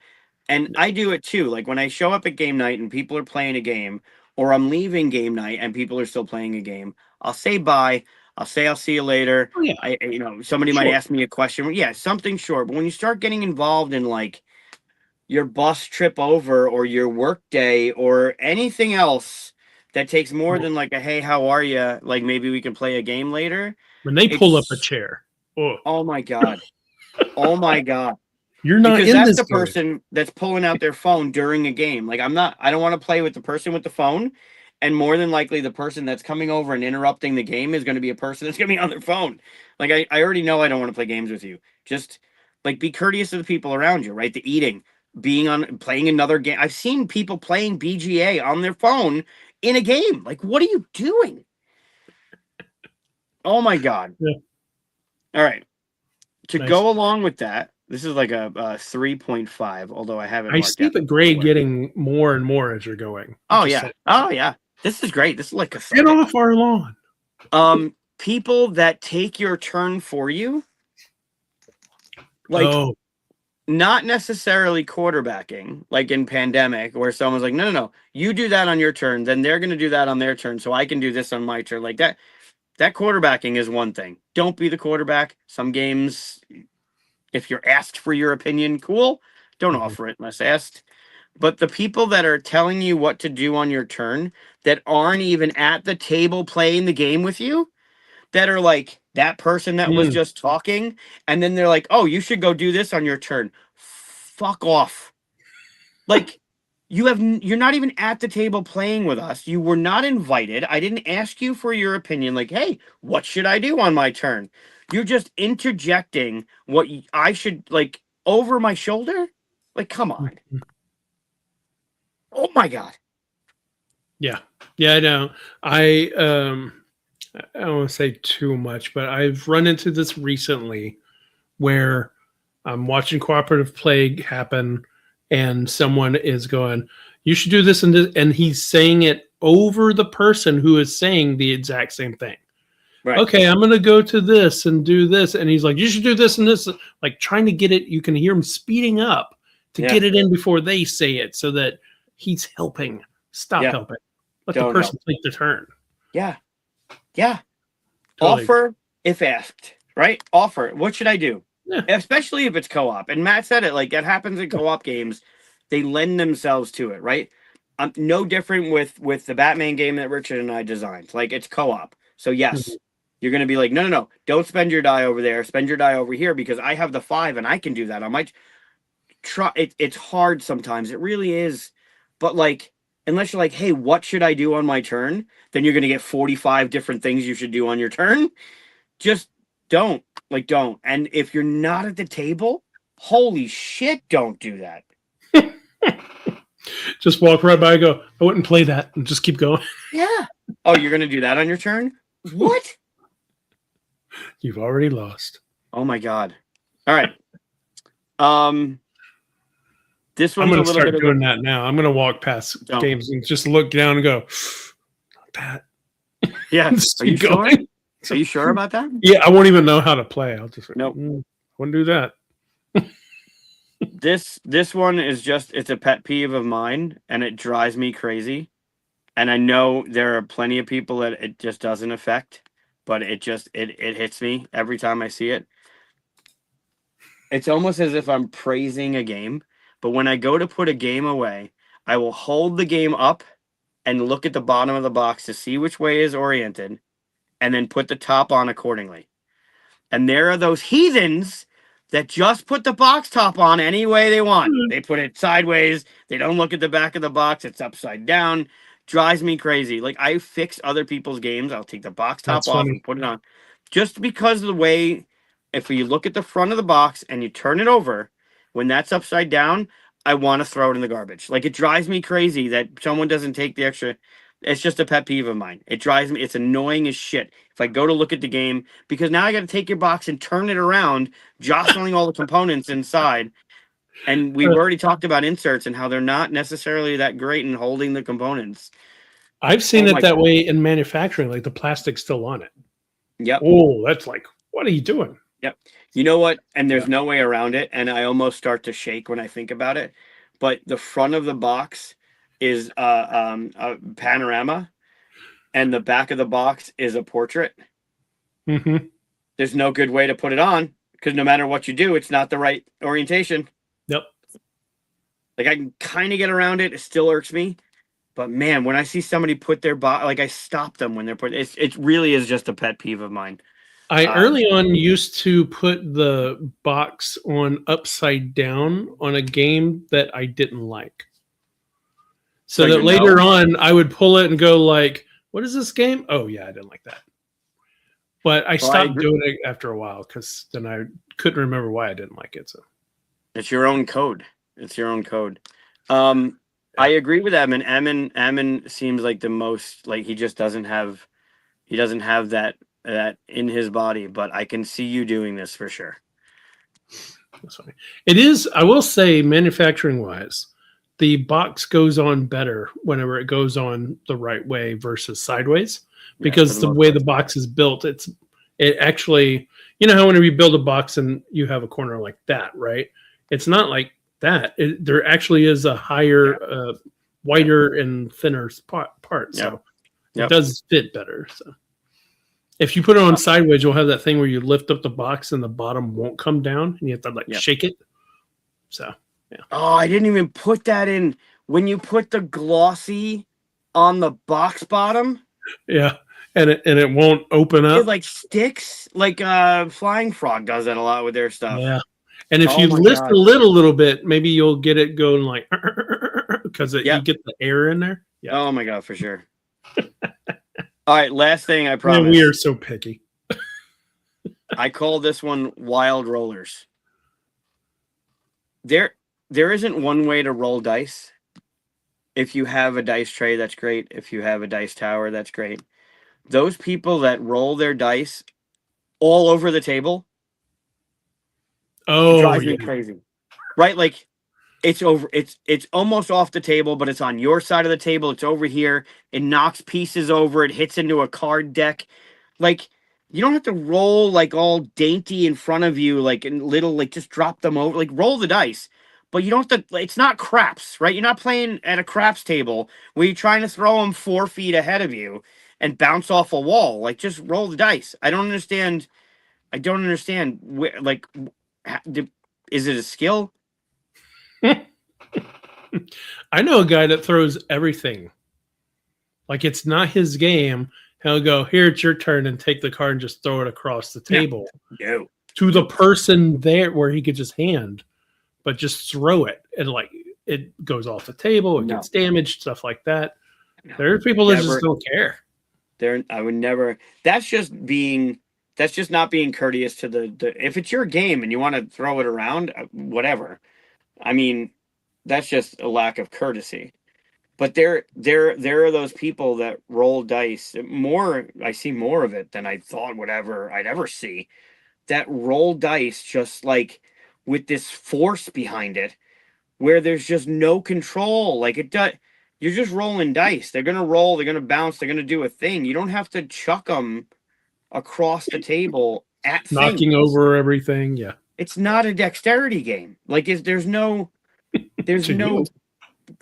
rule or extra points for knocking things around. It's just you roll the dice. Like, give Evan a minute. He'll make one. Yeah, there will be. Now there will be. Do you know what I'm talking about, though? Those people that just like true dice chuckers. Mm-hmm. Holy crap. Okay. Yep. Is that your last one? That was it. That's all I had on my list. See, that doesn't happen more than once in a game for me, though. Because I'll tell them, here's a box lid. Throw it in there for now on because you're going to knock everything off. Yeah. Right? I would love to do that. But sometimes there isn't enough room on the table. And you're talking about a 12 by 12 box lid that they're now going to have to. Like, I don't want to be the asshole. I just don't want to. I'll always be the asshole. I'm sure. I just don't want to throw dice at them again. Go away. You're bothering me. Mm. I'm a little more direct, so. Yeah. Well, you should directly move to Syracuse so you can tell some of these people how to be more not efficient. You should never ask. I wonder if I bothered Chris, because I will tell you if you bothered. You would know. Yeah. Sure. There's no hidden, there's no passive aggressive, blah blah. I'll let you know. Sure. I'll try to be nice about it, but I don't. Tumbling dice does not fall into that thing because you're flicking one dice down a staircase. You're not. Again, craps. If you know craps, you know what I'm talking about. You take the 2 dice and you fucking heave them across the table so they bounce off the table, they bounce off the wall, they go all over the place. You're not doing that. Like you can't. Like I've played Can't Stop with people that can't roll. Like they toss them at the board, knocking stuff around. It's like, what are you even doing? Yeah. Yeah, that's what I'm talking about. Yeah. That's so Eagle Griffin has the newer edition of Can't Stop, and it's those tower. They're like wooden pieces that stack on top of each other on a I just playmat. played it There's last no night. wall. Or Right. 2 nights ago. If you are playing that game with one of those people, you're going to knock those pieces around. It's not the Game's old over, plastic version. You're going to knock those pieces around unless you know where they were. Like that, it's fucking frustrating. Oh my God. That's it. All right. That's it? That got it all out of your system? No, but for Could have made tonight, it another episode. sure. But I'll you're right. happily go over it again. We don't we don't do a lot of negative ones, ones where we get to rant a lot. I usually just slip a rant in every now and then whenever I can, but felt good. It felt therapeutic. Yeah, sure. I'm not going to sleep tonight because I'm going to be shaking about all these things that bother me. Gonna hear the dice hitting everything. Oh God, nightmares. Someone's on their phone, blah, blah, blah, throwing dice across the table. Yep. Please stop with the phone thing. Like, just be at the table. Be present with these people that decided to spend time with you, not on the phone having a conversation saying, hey, wait, All it's right. my turn. Fuck right off. Like, just all the way off. All right, calm down. Go to your happy place.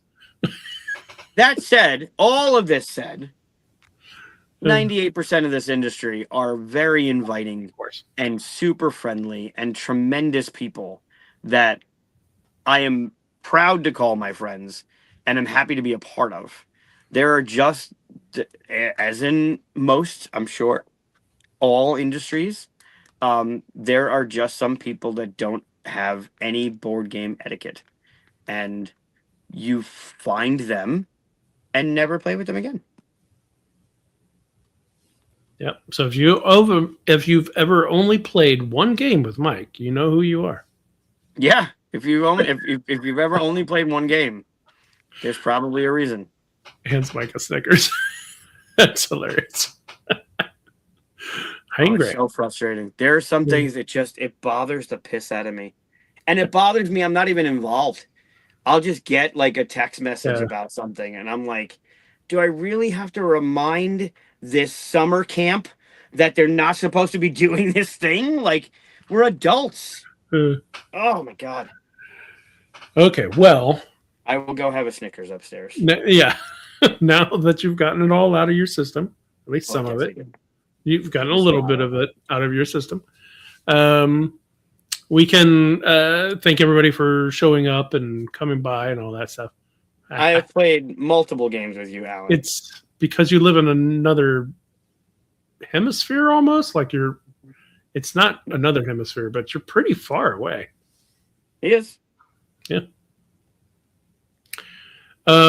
Yeah, so we may be here next week. All right, well, I won't be here next week. You will not. He might be. I might be. Stay tuned.